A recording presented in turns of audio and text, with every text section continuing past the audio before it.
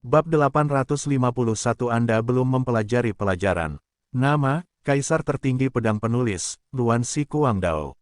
Plus matikan mengatur ulang. Para prajurit ini setidaknya berada di alam Raja Bela Diri, semuanya memegang tombak di tangan mereka. Pemimpinnya adalah 3 tentara seperti kapten dengan budidaya mendalam, semuanya berada di puncak alam Kaisar Bela Diri. Mereka tampak muram dan serius dengan aura jahat yang melonjak. Jelas sekali, mereka semua adalah ahli berpengalaman yang telah diuji dalam berbagai pertempuran. Prajurit yang keluar dari medan perang seperti neraka memiliki pengalaman pertarungan dan pertempuran yang kaya. Mereka jauh lebih kuat daripada banyak murid sekte di tanah tanpa batas.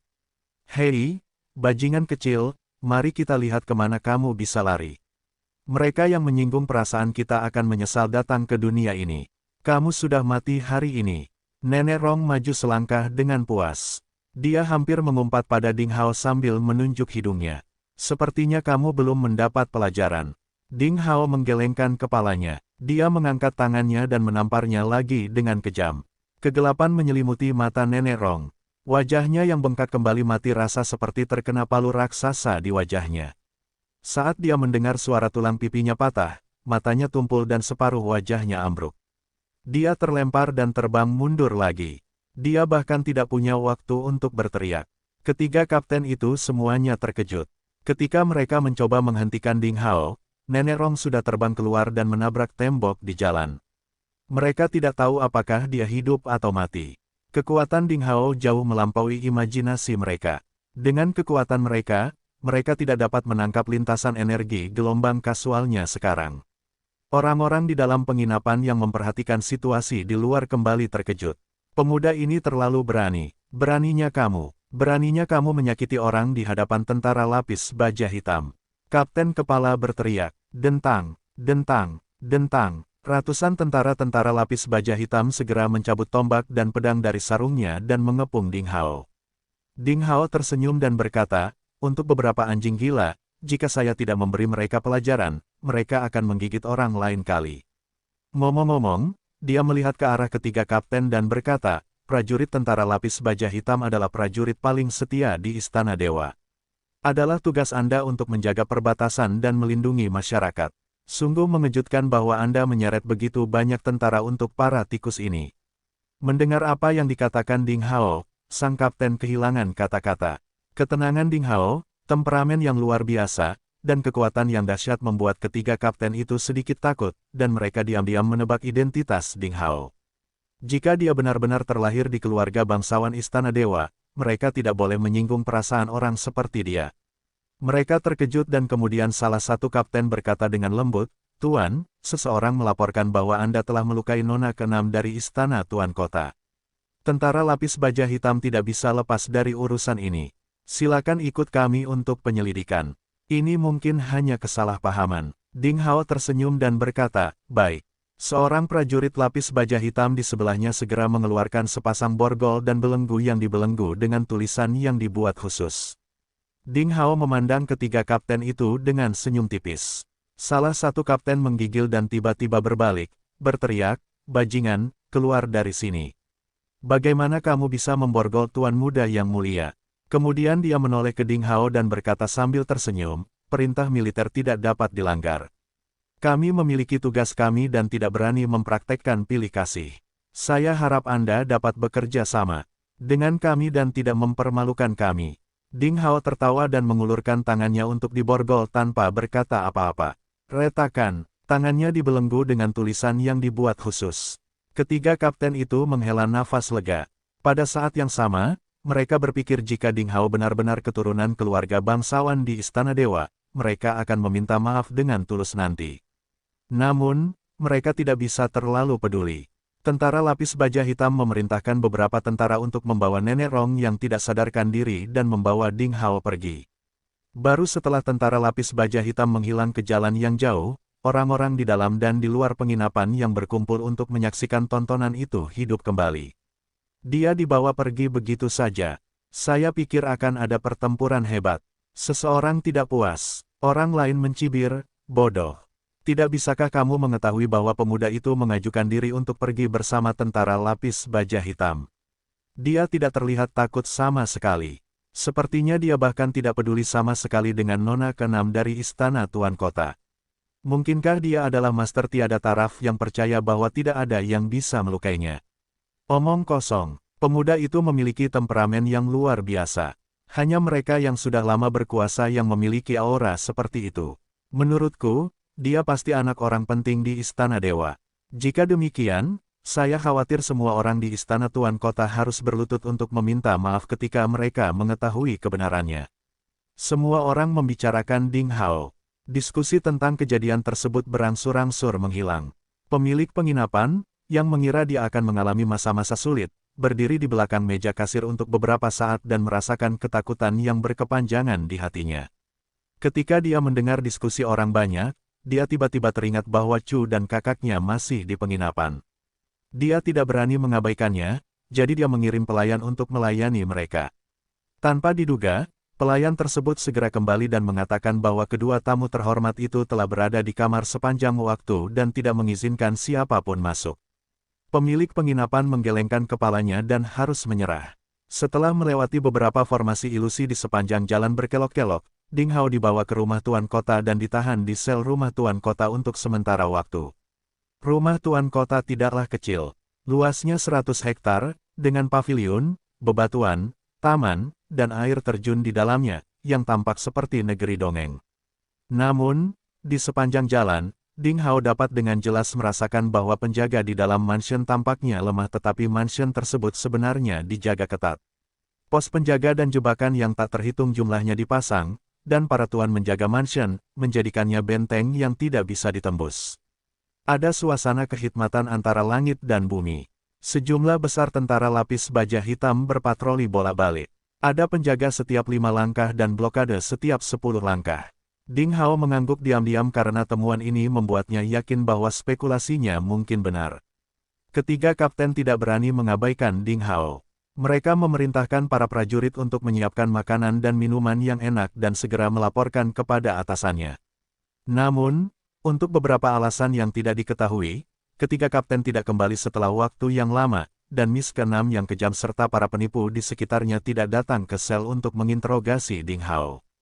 Namun, Ding Hao tidak peduli tentang apapun. Dia membuat formasi prasasti peringatan di sekitar sel. Kemudian, dia duduk bersila di papan batu biru dan mulai mengedarkan ki-nya untuk berkultivasi. Di dunia ini, kecepatan kultivasi Ding Hao sangat mengagumkan. Dia bisa berkultivasi lebih cepat dan lebih cepat. Dalam 2 bulan terakhir, Ding Hao telah berkultivasi sambil melanjutkan perjalanannya. Kultivasi ki-nya meningkat pesat, dan dia terus memasuki beberapa alam kecil. Saat ini, dia telah memasuki alam kaisar bela diri dengan meridian ganda dan bukaan 8. Ding Hao merasa bahwa makan, bernapas, dan tidur seolah menjadi bentuk kultivasinya di dunia ini. Kekuatannya meningkat secara otomatis setiap saat. Ding Hao tidak tahu apakah orang lain yang datang ke dunia ini dari tanah tanpa batas memiliki kecepatan kultivasi yang sama seperti dia. Sekitar 6 jam telah berlalu tanpa suara. Meski dia tidak bisa melihat apa yang terjadi di luar sel, kalau dilihat dari waktunya, dia yakin saat itu pasti tengah malam. Tiba-tiba, suara langkah kaki terdengar di luar sel. Kemudian beberapa orang yang tampak seperti penjaga masuk untuk berganti shift. Setelah dilakukan penyesuaian, 4 penjaga baru berdiri di belakang pagar besi tulisan sel. Mereka melirik Ding Hao dan mulai berbicara. "Hei, pernahkah kamu mendengar bahwa penguasa kota akan menyiksa wanita iblis itu lagi hari ini? Sangat disayangkan seorang wanita muda cantik disiksa seperti itu. Konon tubuhnya akan dibedah, hanya menyisakan kerangka. Dagingnya dipotong oleh penguasa kota dengan pisau. Omong kosong. Jika demikian, bukankah dia sudah mati? Apa yang Anda tahu? Wanita iblis itu sangat kuat. Dikatakan bahwa dia memiliki kemampuan pemulihan yang tak tertandingi. Bahkan jika hanya tulang patah yang tersisa di tubuhnya akan pulih sepenuhnya dalam sekejap selama kepalanya tidak patah dan jiwa sucinya tidak dihancurkan. Alasan mengapa penguasa kota menyiksa wanita iblis berulang kali adalah karena dia ingin mengetahui kekuatan magis ini. Namun, meski dia disiksa, dia tidak mau mengucapkan sepatah kata pun. Tuan yang diutus oleh Istana Dewa akan tiba besok. Jika penguasa kota tidak bisa mendapatkan kekuatan magis ini sebelum besok, dia tidak akan pernah memiliki kesempatan kedua. Bintang-bintang iblis ini sangat aneh. Dikatakan bahwa setengah tahun yang lalu ketika bintang iblis pertama bereinkarnasi, Istana Dewa mengirimkan master untuk mengepung dan membunuhnya. Namun, semua tentara terbunuh dan tidak satupun dari mereka kembali hidup. Para penjaga mengepung meja di bawah obor dan masih membicarakannya. Tepat pada saat ini, dengan suara mekanisme pembentukan prasasti, gerbang besi besar itu perlahan dibuka. Beberapa tikus kuat masuk, mengelilingi nona keenam dari rumah tuan kota, yang telah ditampar oleh Ding Hao di lobi penginapan hari itu. Nona, dia ada di sini. Kapten Mo dan anak buahnya telah memverifikasi bahwa dia hanyalah seorang pejuang pengembara yang bukan anggota sekte manapun. Kamu bisa membalas dendam sekarang. Nenek Rong, yang separuh wajahnya masih bengkak, datang ke pagar dan menatap Ding Hao seperti ular beludak. Apakah mereka akhirnya sampai di sini? Ding Hao membuka matanya. Wah, kamu tidak menyangka ini akan terjadi, kan? Mata indah nona keenam setajam pisau. Dia menatap Ding Hao dan mencibir, di manakah kejayaan masa lalumu? Jika kamu jatuh ke tanganku, kamu hanya akan disiksa. Karena itu, dia melambaikan tangannya, memerintahkan penjaga untuk membuka sel. Telapak tangan Ding Hao diborgol dengan tulisan. Bahkan dia adalah seorang ahli di puncak alam kaisar bela diri, budidaya kinya telah sepenuhnya ditekan. Hasilnya, para wanita ini sama sekali tidak takut pada Ding Hao. Dengan bunyi klik mekanismenya, pagar besi dengan tulisan itu perlahan naik. Siapkan alat penyiksaan, teriak Nenek Rong dengan suara dingin. Jawab penjaga, dan tak lama kemudian puluhan alat penyiksaan dengan berbagai macam noda darah dibawa ke sel. Mereka tampak mengerikan dan sangat muram. Tidak ada yang tahu berapa banyak orang yang telah disiksa oleh alat ini. Bahkan warnanya sudah berubah gelap, semuanya berbau amis. Beberapa retakannya bahkan dipenuhi busa tulang putih. Ketika alat penyiksaan ditempatkan di dalam ruangan, aura mengerikan dan jahat melonjak. Malam ini, Anda akan dilayani oleh semua alat penyiksaan ini. Nona keenam menatap Ding Hao dengan senyum muram di wajahnya. Anda akan menyaksikan tubuh Anda dipotong sedikit demi sedikit, dan Anda akan mengalami rasa sakit dan ketakutan yang nyata. Dia sedang menunggu untuk melihat ekspresi kaget dan putus asa Ding Hao. Sayangnya, dia dikecewakan. Ding Hao berdiri perlahan, melihat ke alat penyiksaan itu, dan kemudian menatap Nenek Rong yang tidak bisa menunggu lebih lama lagi. Dia berkata padanya sambil tersenyum, sepertinya kamu belum mendapat pelajaran. Mendengar kata-kata, mempelajari sebuah pelajaran, Nenek Rong gemetar dan tanpa sadar mundur beberapa langkah. Dia tidak ingin dikalahkan oleh Ding Hao lagi. Namun, pada saat berikutnya, ketika dia melihat belenggu di tangan Ding Hao, dia tiba-tiba hidup kembali dan berkata sambil menyeringai, kaulah yang harus mendapat pelajaran, bajingan kecil. Dalam situasi seperti ini, bagaimana Anda bisa tetap keras kepala? Anda akan menyesali apa yang telah Anda lakukan. Anda tidak bisa lepas dari belenggu. Nona keenam sepertinya juga menyadari sesuatu dan berkata kepada penjaga, ambil sepasang belenggu lagi dan lingkari pergelangan kakinya sehingga dia tidak bisa melarikan diri. Memikirkan kekuatan yang ditunjukkan Ding Hao hari itu, kehilangan keenam masih sedikit khawatir. Ding Hao mencibir. Dia tidak berniat berdebat dengan wanita-wanita sembrono ini lagi tetapi perilaku mereka membangkitkan minat Ding Hao. Setelah mempertimbangkan sejenak, dia memutuskan untuk tidak melawan, dan dia membiarkan para penjaga memasang belenggu di pergelangan kakinya. Kegagalan keenam telah terulang kembali sekarang. Senyuman aneh dan manik muncul di wajah cantiknya. Dia berkata, kamu tidak akan bisa melarikan diri malam ini. Penjaga, siksa dia. Para tikus itu mendekati Ding Hao sambil mencibir. Di antara mereka, Nenek Rong tidak bisa menunggu lebih lama lagi. Namun, senyuman mereka langsung membeku di wajah mereka seolah-olah mereka melihat hantu.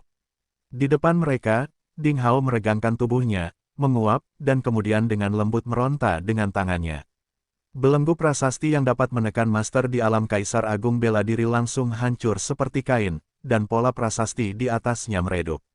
Dia menggosok belenggu di tangannya seolah sedang menguleni adonan, menguleninya menjadi bola besi hitam, dan melemparkannya ke tanah. Itukah yang kamu andalkan? Itu terlalu rapuh, kata Ding Hao sambil tersenyum. Di mata rindu dan tikus keenam, senyuman Ding Hao seperti senyuman suram kematian. Oh, ho, Nenek Rong sangat ketakutan. Ketika suara itu keluar dari tenggorokannya tanpa sadar, tubuhnya mulai gemetar ketakutan. Tuan kota telah menginvestasikan sejumlah besar uang untuk mengundang seorang Grandmaster Tempa untuk membuat belenggu yang memenjarakan Tuhan ini. Bagaimana mereka bisa dihancurkan seperti adonan? Ya Tuhan, apakah pemuda ini dewa? Mungkin Anda harus tersiksa oleh perangkat ini. Saya pikir wanita kejam seperti Anda sering menggunakan mereka untuk menyiksa orang-orang yang tidak bersalah. Saat Ding Hao mengambil langkah maju, belenggu di pergelangan kakinya putus dengan sekali klik. Kamu, ketika rindu ke-6 hidup kembali, dia tampak pucat. Dia berubah menjadi aliran cahaya dan hendak melarikan diri. Saat Ding Hao melambaikan tangannya dengan lembut, kekuatan tak terlihat melonjak. Meskipun Miss ke-6 berhasil lolos ke pintu, dia ditarik kembali oleh kekuatan tak kasat mata. Dia berjuang, dengan panik dan mengulurkan tangan untuk meraih kusen pintu, tetapi tidak berhasil. Kukunya telah terpotong, dan dia masih terbang mundur dan jatuh di kaki Ding Hao. 5 tikus lainnya, termasuk Nenek Rong, menjerit dan bergegas keluar. Sepertinya pelayanmu tidak setia. Ding Hao mencibir dan mengangkat tangannya. Kelima wanita tua yang jahat itu jatuh ke tanah seperti labu. Mereka tersandung ke belakang dan bertabrakan satu sama lain, semuanya berteriak. Dalam sekejap mata, 4 penjaga yang tersisa pingsan oleh Ding Hao. Dia baru saja menanam formasi pembatasan di tubuh mereka dan melemparkan mereka ke dalam sel. Ding Hao melihat sekilas ke alat penyiksaan yang telah dipasang. Oh, tidak berpikir bahwa Ding Hao akan menyiksanya. Rindu ke-6 sangat ketakutan hingga dia berteriak, dan bau busuk keluar dari selangkangannya. Ternyata dia sangat takut hingga dia kencing di celana. Saat Anda menyiksa orang, Anda berhati keras. Saat tiba giliran Anda sangat ketakutan. Orang sepertimu sungguh menyedihkan. Ding Hao mengangkat kakinya dan menghancurkan dantiannya. Kemudian, Ding Hao melumpuhkan budidaya 5 wanita jahat lainnya dengan cara yang sama. Kecuali kesalahan ke-6, semua orang di sel ditampar dan pingsan. Dia sudah menyiapkan formasi kedap suara di dalam sel sebelum mengambil tindakan sehingga dia tidak perlu khawatir ketahuan oleh orang-orang di luar. Setelah melakukan semua itu, dia merapikan selnya, mengambil Miss ke-6 seperti memungut ayam, dan bertanya, di mana kamu menahan wanita iblis yang bereinkarnasi? Nona ke-6 memandang Ding Hao dengan putus asa dan berkata, apakah kamu komplotannya? Ding Hao mencibir, saya tidak ingin mendengar omong kosong apapun. Maukah kamu melepaskanku jika aku memberitahumu? Mata Nona ke-6 berbinar dan mulai menawar. Ding Hao mengangguk dan berkata, beritahu saya di mana wanita iblis yang bereinkarnasi ditahan dan pasukan penjaganya, dan saya akan mengampuni hidup Anda. Bagaimana saya tahu jika Anda akan menepati janji Anda? Biarkan aku pergi dulu. Nona ke-6 masih menawar dengannya. Ding Hao berkata sambil tersenyum dingin, saya tidak begitu sabar. Jangan membuat kesalahan. Jika kamu berbicara omong kosong lagi, aku akan secara paksa menggeledah lautan kesadaranmu dan mengubahmu menjadi orang idiot yang mengigau. Lalu aku akan menelanjangimu dan melemparkanmu ke jalan. Saya yakin orang-orang akan sangat tertarik dengan tubuh telanjang putri Tuan Kota. Wajah Nona ke-6 langsung memucat. Menyadari bahwa orang di depannya adalah seseorang yang telah dengan kejam menamparkan wanita cantik sepertinya, dia segera menceritakan semua yang dia ketahui. Ding Hao telah memantau fluktuasi indera ilahi dengan esensi pikirannya. Tampaknya putri Tuan Kota tidak berbohong. Dia menamparkan punggungnya dan kemudian keluar dari sel. Benar saja, di luar sudah tengah malam. Hanya ada beberapa bintang di langit. Cahaya bulan keperakan menyinari tanah dan tersebar di sepanjang dedaunan pohon. Bayangan itu menari-nari di lantai batu biru tertiup angin seperti hantu. Itu adalah halaman belakang istana Tuan Kota, jadi tidak banyak orang di sini. Ding Hao ditahan dan diantar ke sini pada siang hari, jadi dia sudah hafal rutenya. Dia mungkin tersesat di pegunungan dan hutan yang dalam, tetapi di rumah seperti itu, indera pengarahannya bekerja dengan baik. Dia berjalan di koridor dengan langkah kaki ringan dan segera sampai di halaman depan.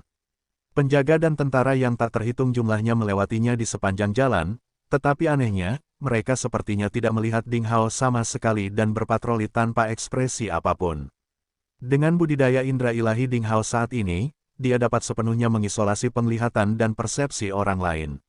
Bagi para pejuang, di bawah alam kaisar bela diri, mereka tidak dapat merasakan keberadaannya bahkan jika mereka berhadapan muka. Hampir tidak ada pertahanan yang mencegah Ding Hao memasuki istana Tuan Kota. Akhirnya, dia sampai di aula utama paling megah di mansion. Tempat-tempat di dekat aula utama semuanya terang benderang. Obor dan prasasti ada di mana-mana, menerangi setiap sudut aula. Tidak ada bangunan atau pohon lain dalam jarak 50 meter dari aula utama.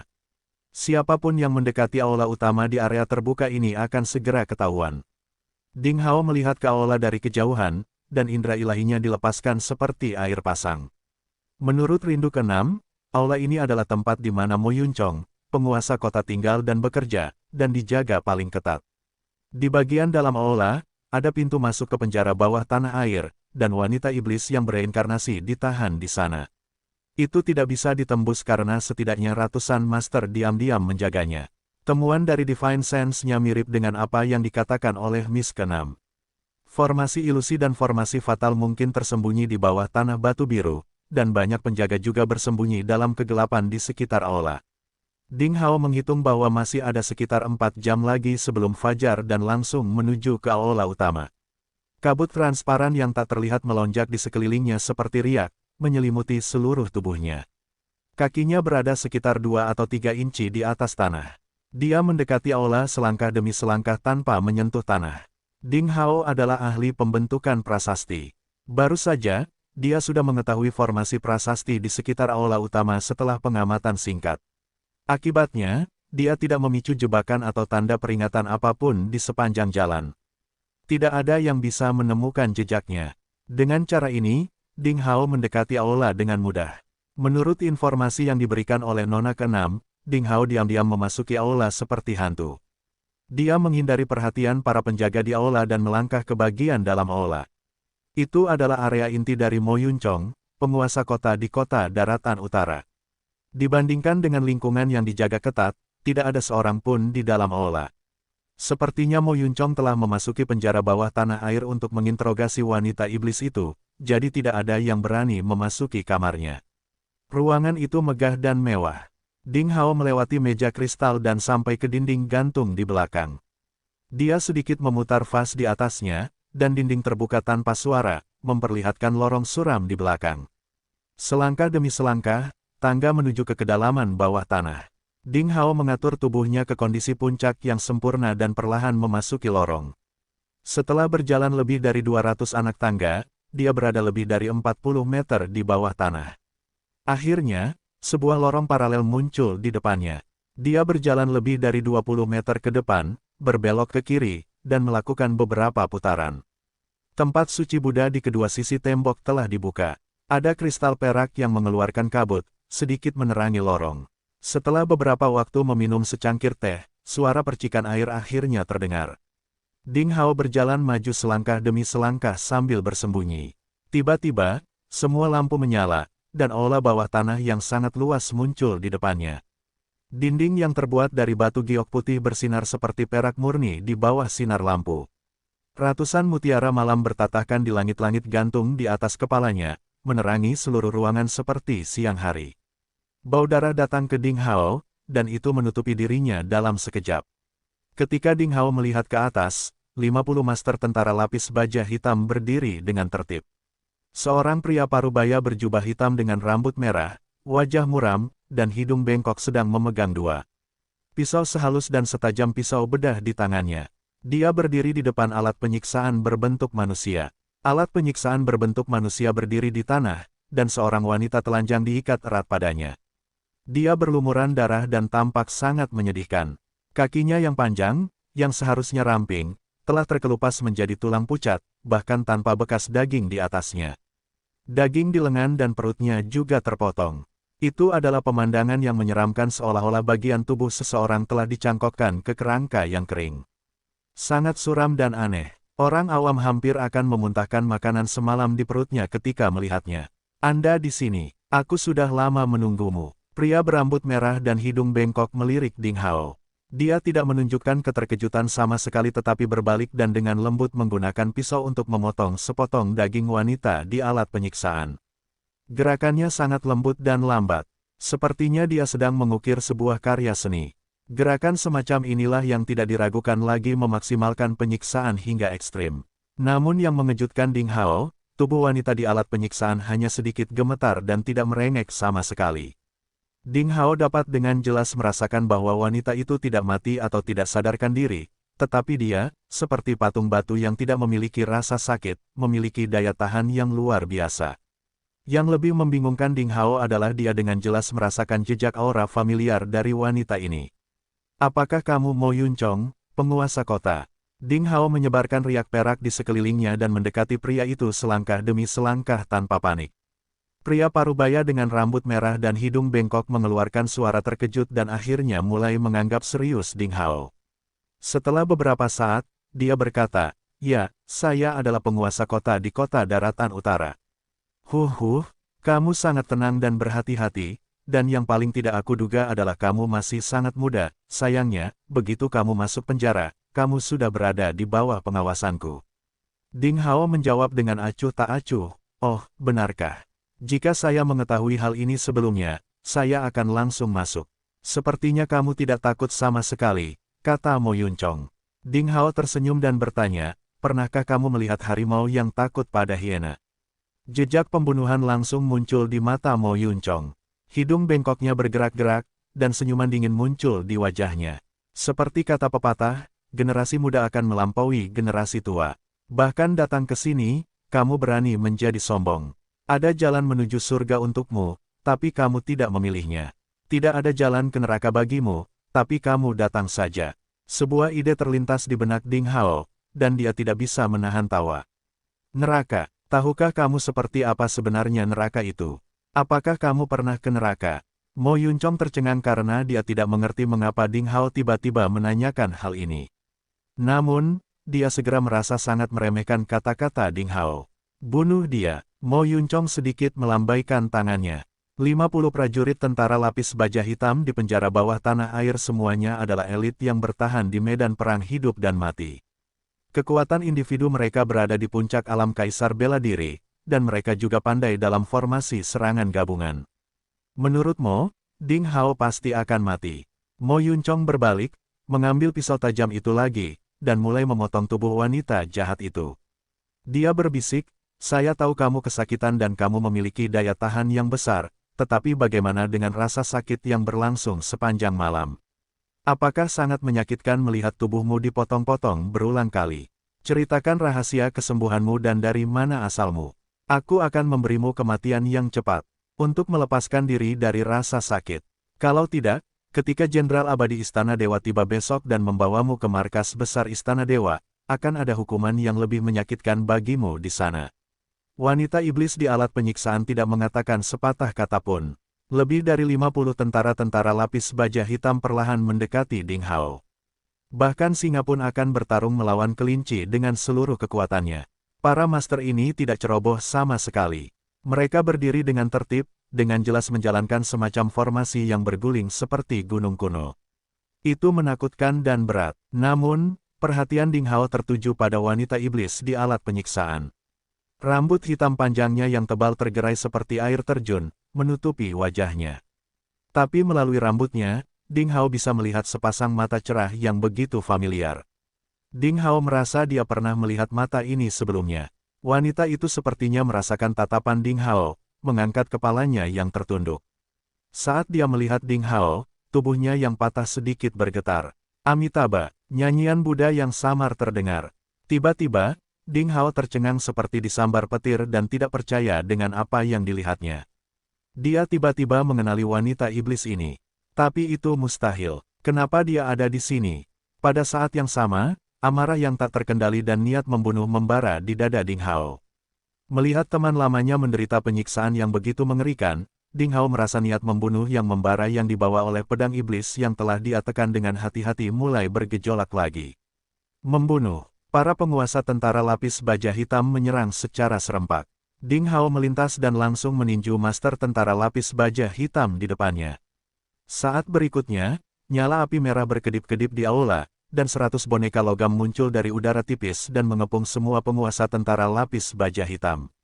Tubuh logam yang keras dan tombak yang melambai keras langsung membuat para penguasa tentara lapis baja hitam kewalahan.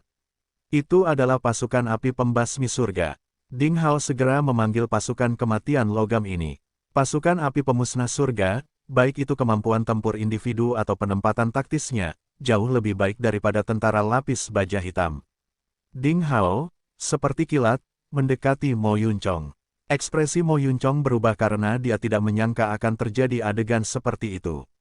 Begitu dia mundur, dia mengangkat tangannya dan pisau perak kecil itu berubah menjadi senjata tersembunyi yang ditembakkan. Ding Hao menjentikkan jarinya. Ding-ding. Pisau tajam itu langsung diubah menjadi bubuk perak. Swoosh, swoosh, swoosh. Beberapa SWAT Inten dan SWAT Ki ditembakkan dengan keras, mengelilingi Mo Yunchong.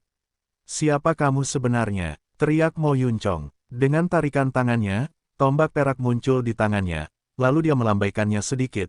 Tombak itu menjelma menjadi jutaan bunga tombak yang mekar seperti bunga pir. Kekuatannya yang berada di puncak Kaisar Agung Bela Diri juga luar biasa. Pada awalnya, Mo Yunchong mengira budidaya Ding Hao hanya di alam Kaisar Bela Diri dengan 8 lubang, bukan di alam Kaisar Agung Bela Diri, jadi dia tidak mempedulikannya sama sekali. Tanpa diduga, setelah bertarung melawan Ding Hao, dia menemukan bahwa kemampuan tempur pemuda itu begitu kuat dan langka, dan budidaya ki pemuda ini jauh lebih baik daripada miliknya. "Akulah yang akan membunuhmu." Ding Hao terbakar dengan niat membunuh. Dengan perubahan pemikirannya, cahaya pedang berkedip. Auranya, terkadang seperti musim panas yang terik, terkadang musim dingin yang membeku, terkadang musim gugur yang sejuk, dan terkadang musim semi yang dingin, berubah dengan cepat. Niat pedang dan ki pedang bersiul di udara dan sepenuhnya mengunci Mo Yunchong. Sementara itu, dia menarik tangan kirinya dan menjentikkannya. Beberapa kilatan pedang lebar ditembakkan secara diam-diam, menghancurkan semua batasan pada tubuh wanita iblis itu. Amitabha, wanita iblis itu dengan tenang melantunkan mantra Buddha. Pada saat berikutnya, setitik cahaya Buddha melintas di antara alisnya, dan kemudian kekuatan Buddha yang kuat melonjak di tubuhnya yang rusak, dan cahaya keemasan menyebar ke sepanjang tulang putihnya yang dagingnya telah dihilangkan. Seluruh aula penuh dengan kebajikan dan kesucian agama Buddha, dan suara samar kitab Sanskerta Buddha bergema. Dia pulih dengan cepat. Di sisi lain, 50 prajurit tentara lapis baja hitam semuanya telah terjatuh ke tanah dan kehilangan kemampuan untuk melawan. Ding Hao tidak memerintahkan pasukan api pemusnahan surga untuk membunuh semua tentara lapis baja hitam. Bagaimanapun, mereka hanyalah bawahan. Dia tidak tahu apakah ada klan iblis di dunia. Jika lebih dari 50 prajurit di puncak alam Kaisar Bela Diri terbunuh, itu akan menjadi kerugian besar bagi klan manusia. Namun, Ding Hao tidak akan berbelas kasihan kepada Mo Yunchong.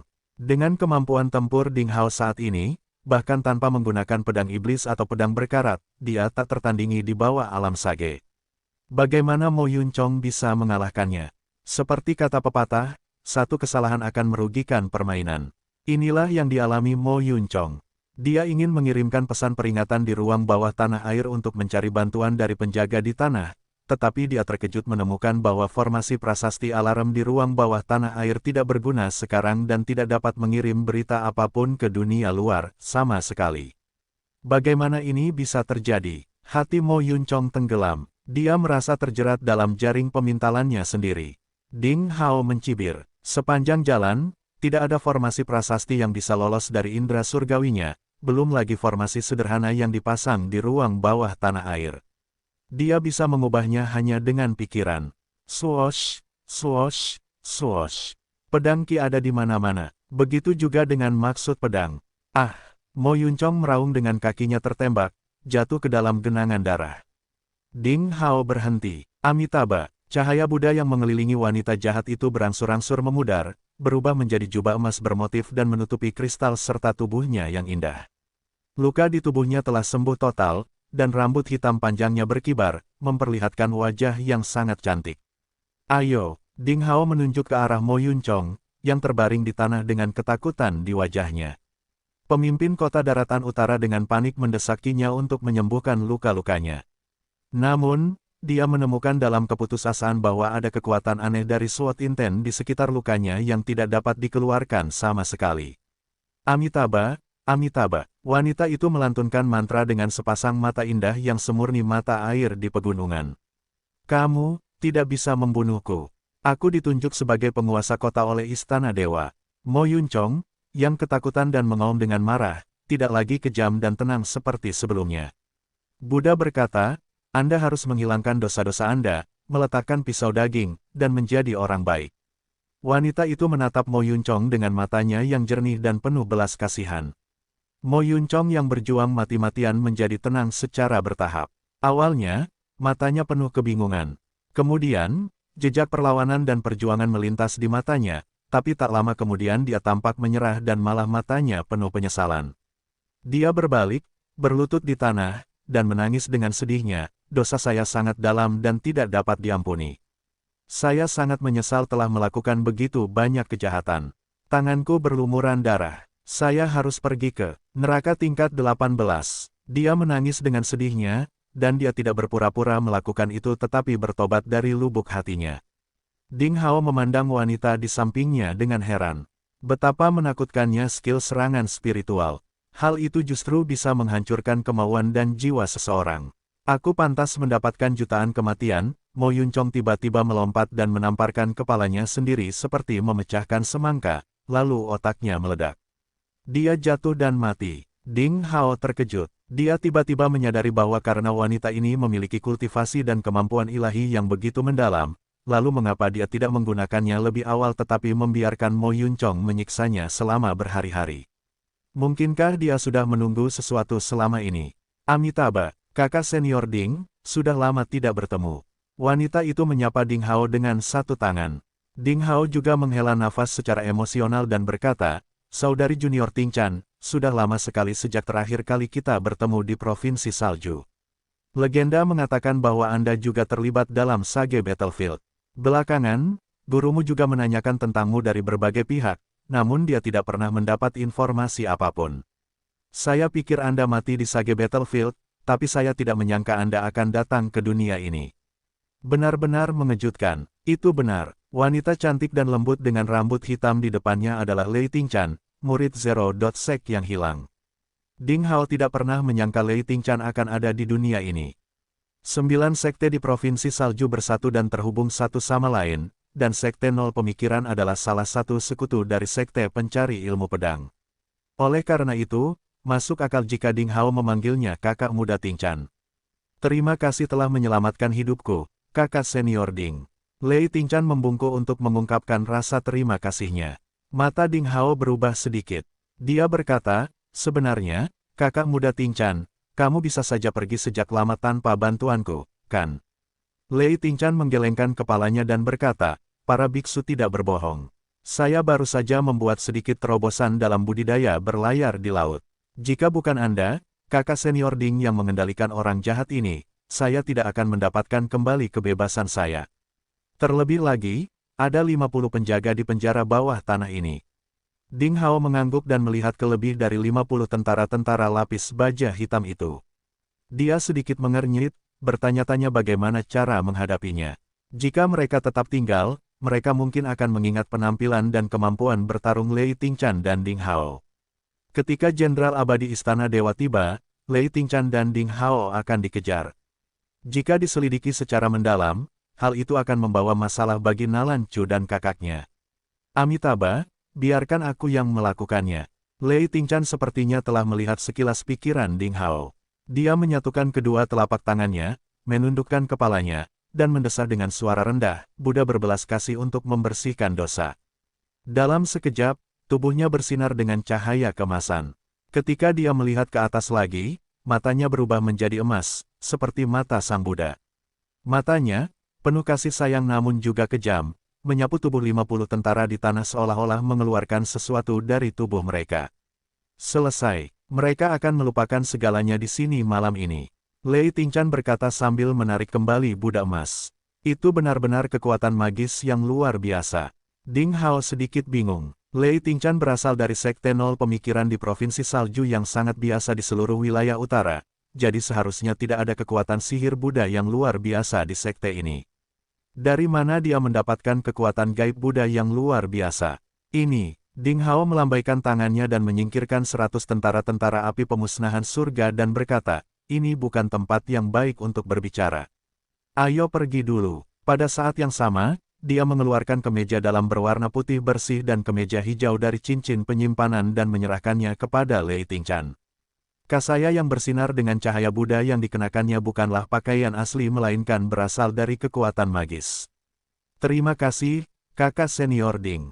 Lei Tingchan tidak berdiri pada upacara tetapi dengan cepat berganti pakaian di belakang Ding Hao. Kemudian, dia mencari-cari beberapa perangkat penyimpanan di tubuh Mo Yunchong dan dengan mudah melanggar batasannya. Dia mengambil beberapa barang miliknya dan menyerahkan sisanya kepada Ding Hao. Ding Hao mengambilnya. Saat ini, Lei Tingchan menjadi wanita cantik dengan rambut hitam seperti air terjun dan kulit putih mulus.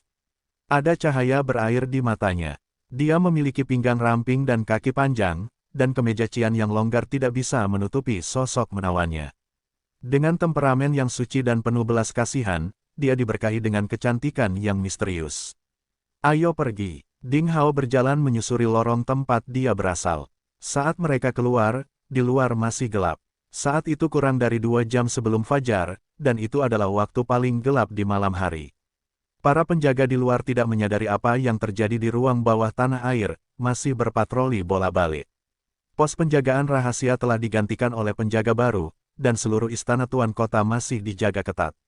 Namun, bagi master seperti Ding Hao dan Lei Tingchan, tidak sulit untuk keluar secara diam-diam. Sampai Ding Hao dan Lei Tingchan kembali ke penginapan di kota pasar, tidak ada yang menemukan sesuatu yang aneh. Baru pada subuh ketika penjaga penjara berganti shift, mereka menemukan Nona ke-6, Nenek Rong dan yang lainnya dalam keadaan tidak sadarkan diri. Kedamaian di istana tuan kota tiba-tiba rusak.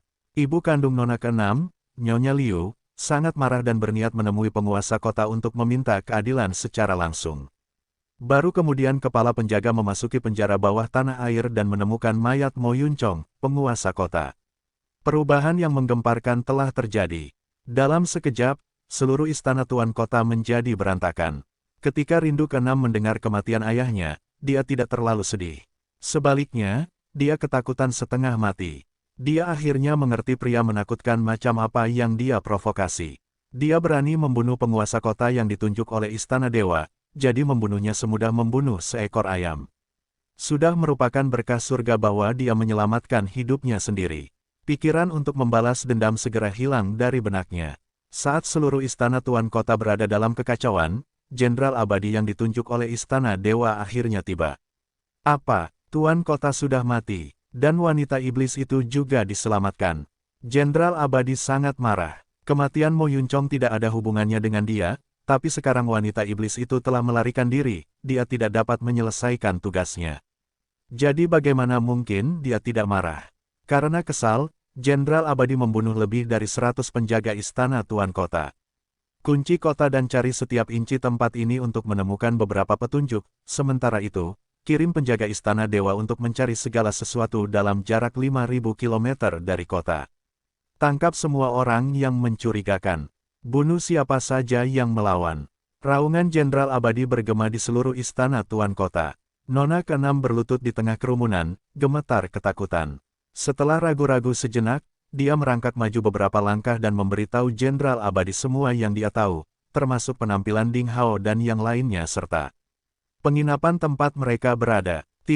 Kamu cukup pintar. Jenderal Abadi mengusap dagu gadis itu dan dengan hati-hati memandangnya dan berkata, saya suka wanita pintar tetapi sayang dantian Anda rusak dan Anda tidak memiliki kekuatan sekarang. Datanglah ke aula utama untuk tidur denganku. Jika kamu melakukannya dengan baik, aku akan memulihkan dantianmu. Nona ke-6 tertegun, tapi mendengar dia memiliki harapan untuk memulihkan dantiannya, dia menjadi aktif kembali. Berada bersama Jenderal Abadi dari Istana Dewa tidak akan menghina statusnya. Setelah perintah diturunkan, tak lama kemudian para penjaga Istana Dewa bergegas menuju penginapan di pusat kota-kota pasar. Namun, ketika mereka tiba, Ding Hao dan yang lainnya sudah pergi. Orang-orang itu sudah keluar dari kamar mereka di pagi hari dan menuju gerbang timur, kata pemilik penginapan dengan ketakutan. Dia pasti kabur dari gerbang timur, kejar dia. Para penjaga istana dewa menyerbu ke depan. Pada saat yang sama, di ruangan lain penginapan, Ding Hao melihat ke arah menghilangnya para penjaga dan berkata sambil tersenyum. Mereka sudah pergi. Para penjaga istana dewa tidak akan pernah menyangka bahwa setelah Ding Hao dan yang lainnya check out, mereka hanya berjalan sebentar menuju gerbang timur, lalu berbalik, mengubah penampilan, memesan kamar, dan masih tinggal di penginapan ini. Di kota, Ding Hao dapat memperoleh informasi dari semua pihak, jadi mereka harus tinggal di sana untuk sementara waktu. Jika dia berada di hutan belantara lagi, dengan indera pengarahan Ding Hao, dia mungkin tersesat selama setengah tahun. Ding Hao mengajari Nalan Chu metode penanaman kitab suci pencarian pedang Taixuan dan memintanya untuk membawa saudara laki-lakinya yang konyol, Nalan Yuxia, untuk berkultivasi di dalam ruangan. Dia melambaikan tangannya dengan santai untuk mengisolasi semua aura di ruangan itu, lalu mendatangi Lei Tingchan. Hanya mereka berdua yang tersisa di ruang luar. Kakak senior Ding, bagian mana yang ingin kamu dengarkan? Lei Tingchan memandang Ding Hao dengan matanya yang indah. Dia sangat pintar, jadi dia mengerti bahwa Ding Hao membuatnya tahu tentang dunia. Ding Hao perlahan duduk di hadapan Lei Tingchan. Dia tidak langsung menanyakan pertanyaannya tetapi menceritakan semua yang terjadi di tanah tanpa batas secara detail, termasuk Sweet Sound yang telah menjadi penguasa biara Great Lane. Sekarang dia dicurigai membunuh sesama muridnya dan menjebak Golden Cicada. Meskipun Lei Tingchan memiliki pengetahuan Buddha yang mendalam dan keterampilan meditasi yang sangat baik, dia tidak dapat menahan diri untuk tidak melafalkan nama Buddha setelah mendengar kata-kata Ding Hao. Ternyata banyak hal yang terjadi. Apakah itu berarti Junior Sister Sweet Sound telah jatuh ke jalan iblis? Lei Tingchan berkata sambil menghela nafas. Ding Hao menggelengkan kepalanya dan berkata, tidak, belum tentu. Mungkin dia tidak punya pilihan, atau mungkin ada kesalahpahaman. Sweet Sound juga merupakan teman lama Ding Hao. Ding Hao selalu memiliki kesan yang baik padanya. Apalagi Sweet Sound disebut-sebut memiliki latar belakang kurang mampu. Sejak dia lahir, dia bergabung dengan Sekte Nol Pemikiran dan mempelajari agama Buddha. Dia memiliki pencapaian agama Buddha yang tinggi, jadi dia seharusnya tidak menjadi orang yang sangat jahat. Saya harap begitu. Lei Tingchan tidak mau percaya bahwa saudara perempuannya yang tumbuh bersamanya pergi ke jalan iblis dalam semalam. Bagaimana kamu bisa datang ke dunia ini? Ding Hao bertanya. Lei Tingchan berkata, setelah memasuki Sage Battlefield, saya dipisahkan dari semua orang dan dipindahkan ke tempat berbahaya secara acak. Saya hampir tidak dapat bertahan hidup dan akhirnya memperoleh tubuh emas Buddha, sehingga kekuatan saya meningkat pesat. Kemudian, saya pergi ke kota surga tertinggi, tetapi saya segera pergi. Setelah itu, saya tidak sengaja memasuki situs kuno Buddha dan mendapatkan beberapa warisan Buddha kuno. Dan kemudian saya pergi ke kota dewa palsu yang Anda sebutkan, tapi saya sedikit lebih lambat dari Anda. Ketika kota dewa palsu runtuh, saya tersapu ke dalam celah ruang waktu di langit. Saya pikir saya akan kembali ke provinsi salju, tetapi saya tidak menyangka akan langsung diteleportasi ke dunia yang disebut Tanah Rahmat Ilahi. Dia memberitahu Ding Hao alasan mengapa dia datang ke dunia ini secara mendetail. Ding Hao terkejut dan buru-buru berkata, apa katamu? Apakah dunia ini disebut Tanah Rahmat Ilahi? Lei Tingchan menatap Ding Hao dengan heran, tidak tahu mengapa dia begitu bersemangat. Dia mengangguk dan berkata, ya, ini adalah Tanah Rahmat Ilahi. Ding Hao tercengang. Ternyata tanah abadi yang legendaris, sebenarnya adalah Tanah Rahmat Ilahi. Itu adalah tempat di mana aku dilahirkan. Apakah ini dunia tempat tinggal Ding Shengtan dan Yu Qingcheng? Ternyata menjadi seperti ini, pikir Ding Hao. Meskipun Ding Hao memiliki beberapa spekulasi tentang hal ini sebelumnya, ketika jawabannya terungkap, dia masih sedikit terkejut dan bersemangat. Cahaya emas di kota dewa palsu yang terukir di lautan kesadaran Ding Hao tanpa sadar muncul kembali. Pemandangan 10.000 tahun lalu sepertinya baru terjadi kemarin, namun kini segalanya telah berubah. Istana dewa mungkin dikuasai oleh musuh keluarganya, bukan? Setelah 10.000 tahun, saya akhirnya kembali ke dunia ini. Apakah ada tangan besar tak kasat mata yang mendominasi segalanya? Ding Hao menarik napas dalam-dalam untuk menenangkan diri. Belakangan, dia berkata, jadi, Anda sudah berada di dunia ini selama lebih dari 4 tahun. Lei Tingchan mengangguk dan berkata, sudah 4 tahun, 6 bulan, dan 15 hari. Aku sudah mencoba mencari cara untuk kembali ke dunia kita, tapi itu terlalu sulit. Namun, saya memperhatikan hal yang sangat aneh. Apa itu? Ding Hao bertanya. Raut wajah Lei Tingchan agak aneh. Kemudian dia perlahan berkata, Tanah Rahmat Ilahi sepertinya sangat cocok untuk saya tanam.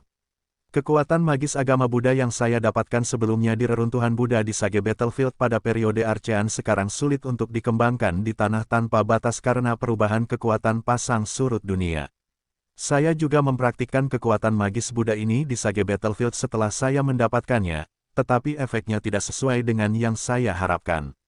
Namun, ketika saya tiba di Tanah Rahmat Ilahi, saya menemukan bahwa saya berkultivasi dengan mudah dan maju dengan kecepatan tinggi. Sungguh luar biasa bahwa saya telah memasuki alam Kaisar Agung Bela Diri dengan 6 bukaan dari alam Grandmaster Bela Diri bawaan. Lei Tingchan tidak menyembunyikan kekuatan dan wilayahnya dari Ding Hao, tetapi menceritakan semuanya padanya. Aku memiliki perasaan yang sama denganmu. Ding Hao juga bercerita tentang kemajuan kultivasinya selama 2 bulan terakhir. Dia berkata dengan ragu, para master tingkat dewa di tanah tanpa batas menyebut benua ini sebagai tanah abadi dan mengatakan bahwa ada misteri menjadi abadi di sini. Apakah karena tanah rahmat ilahi adalah tempat yang baik untuk budidaya Qi? Lei Tingchan berkata sambil berpikir, saya rasa itu bukan satu-satunya alasan, karena para pejuang tanah rahmat ilahi tampaknya tidak memiliki kecepatan kultivasi yang luar biasa seperti kita. Menurut pengamatan saya, meskipun sebagian besar prajurit di sini lebih kuat daripada mereka yang ada di tanah tanpa batas, kecepatan kultivasi mereka tidak cepat. Benar-benar, Ding Hao terkejut. Awalnya, dia berpikir bahwa orang-orang dari klan manusia dapat berkultivasi begitu cepat karena gelombang dunia ini murni dan berlimpah serta kekuatan aturannya jelas. Namun, menurut uraiannya, penduduk asli tanah rahmat ilahi jauh lebih rendah daripada dia dan orang luar lainnya, Lei Tingchan. Lei Tingchan membutuhkan waktu lebih dari 4 tahun untuk berkultivasi dan memasuki alam Kaisar Bela Diri Agung, sementara Ding Hao hanya membutuhkan 2 bulan untuk mencapai puncak alam Kaisar Bela Diri dengan 8 lubang. Dalam hal kecepatan promosi, dia jauh melampaui Lei Tingchan. Mengapa kita bisa meningkatkan kekuatan kita begitu cepat? Mengapa orang lain tidak bisa melakukannya? Setelah berpikir dengan hati-hati, Ding Hao tahu bahwa dia harus menemukan lebih banyak apa yang disebut bintang iblis yang bereinkarnasi untuk memverifikasi spekulasinya jika dia ingin memecahkan teka-teki tersebut. Saat ini, Ding Hao hampir yakin bahwa yang disebut bintang iblis yang bereinkarnasi sebenarnya adalah jenius dari klan manusia dan klan iblis yang datang ke dunia ini melalui gerbang menuju tanah abadi di tebing kayu hijau dan formasi papan catur di gua misterius di Back Mountain. Jika para master tingkat dewa yang telah berpartisipasi dalam pertempuran di tebing kayu hijau memasuki tanah rahmat ilahi, dan kecepatan kultivasi mereka akan sama dengan mereka, kemungkinan besar mereka akan menyingkirkan hambatan budidaya di tanah tersebut. Infinity dan memasuki alam abadi dengan visi, pengetahuan, dan budidaya takdir mereka. Dalam aspek ini memang merupakan kesempatan yang dirindukan oleh para master tingkat dewa. Lei Tingchan memberitahu Ding Hao apa yang dia ketahui secara detail. Sekarang, tanah rahmat ilahi terbagi menjadi 4 wilayah besar. Bagian timur diperintah oleh Istana Dewa Klan Manusia, bagian barat diperintah oleh ras alien Klan Bulu, bagian utara ditempati oleh binatang raksasa primitif, dan bagian selatan dikuasai oleh Klan Laut. Ding Hao mengangguk dan berkata, apakah Anda tahu situasi Istana Dewa Klan Manusia saat ini? Lei Tingchan melirik Ding Hao dan berkata, Istana Dewa Klan Manusia terletak di timur. Ini adalah kekuatan paling kuat di antara 4 wilayah dan dikenal sebagai Istana Abadi. Penguasa Istana Dewa diadopsi oleh pemimpin nomor 1 terakhir di Tanah Rahmat Ilahi. Konon penguasa Istana Dewata memiliki 12 anak kandung dan 1 anak angkat, yang semuanya memiliki talenta tiada taraf. Kemudian, Pangeran Ilahi tertua yang kemungkinan besar akan naik tahta mengkhianati Istana Dewa dan Pangeran ke-13 yang diadopsi naik tahta. Ding Hao diam-diam menghela nafas. Itu persis sama dengan apa yang dia ketahui. Baiklah, lanjutkan, kata Ding Hao. Lei Tingchan melanjutkan, 15 tahun telah berlalu sejak pemberontakan Pangeran Ilahi tertua dan suksesi tahta Pangeran ke-13.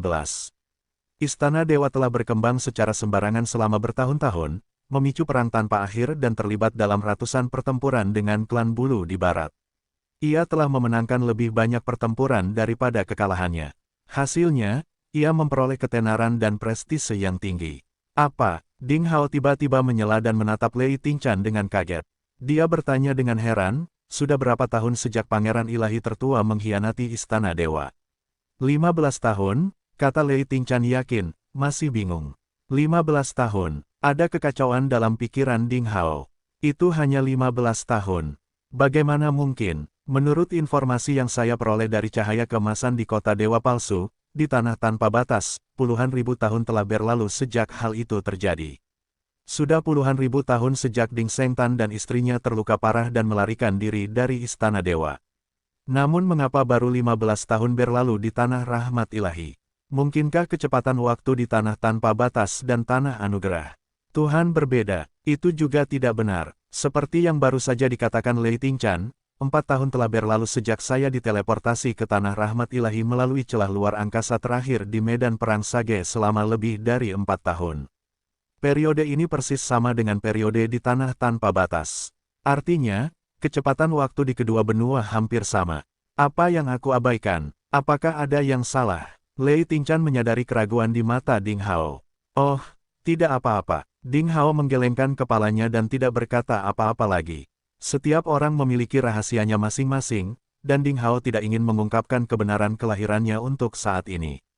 Bagaimanapun, ini adalah masalah serius dan masih banyak misteri yang luar biasa. Pada saat yang sama, Ding Hao menyadari bahwa jika 15 tahun telah berlalu dalam arti sebenarnya, segala sesuatunya tampak logis. 15 tahun yang lalu, dia berumur 3 tahun, 15 tahun kemudian, dia berusia 18 tahun. Usianya persis sama sekarang. Sepupunya Ding Tong, yang memiliki mata takdir berbentuk bintang 7, seharusnya berusia 21 tahun sekarang. Artinya, tidak ada perbedaan usia puluhan ribu tahun di antara mereka. Itu jelas merupakan hal yang baik baginya. Sejak dia mengetahui misteri kelahirannya, Ding Hao telah memikirkan tentang balas dendam di lubuk hatinya yang paling dalam, tetapi dia harus mengakui bahwa itu terlalu sulit untuk mencapainya. Ding Tong sudah menjadi seorang jenius yang tiada taranya dengan mata takdir berbentuk bintang 7.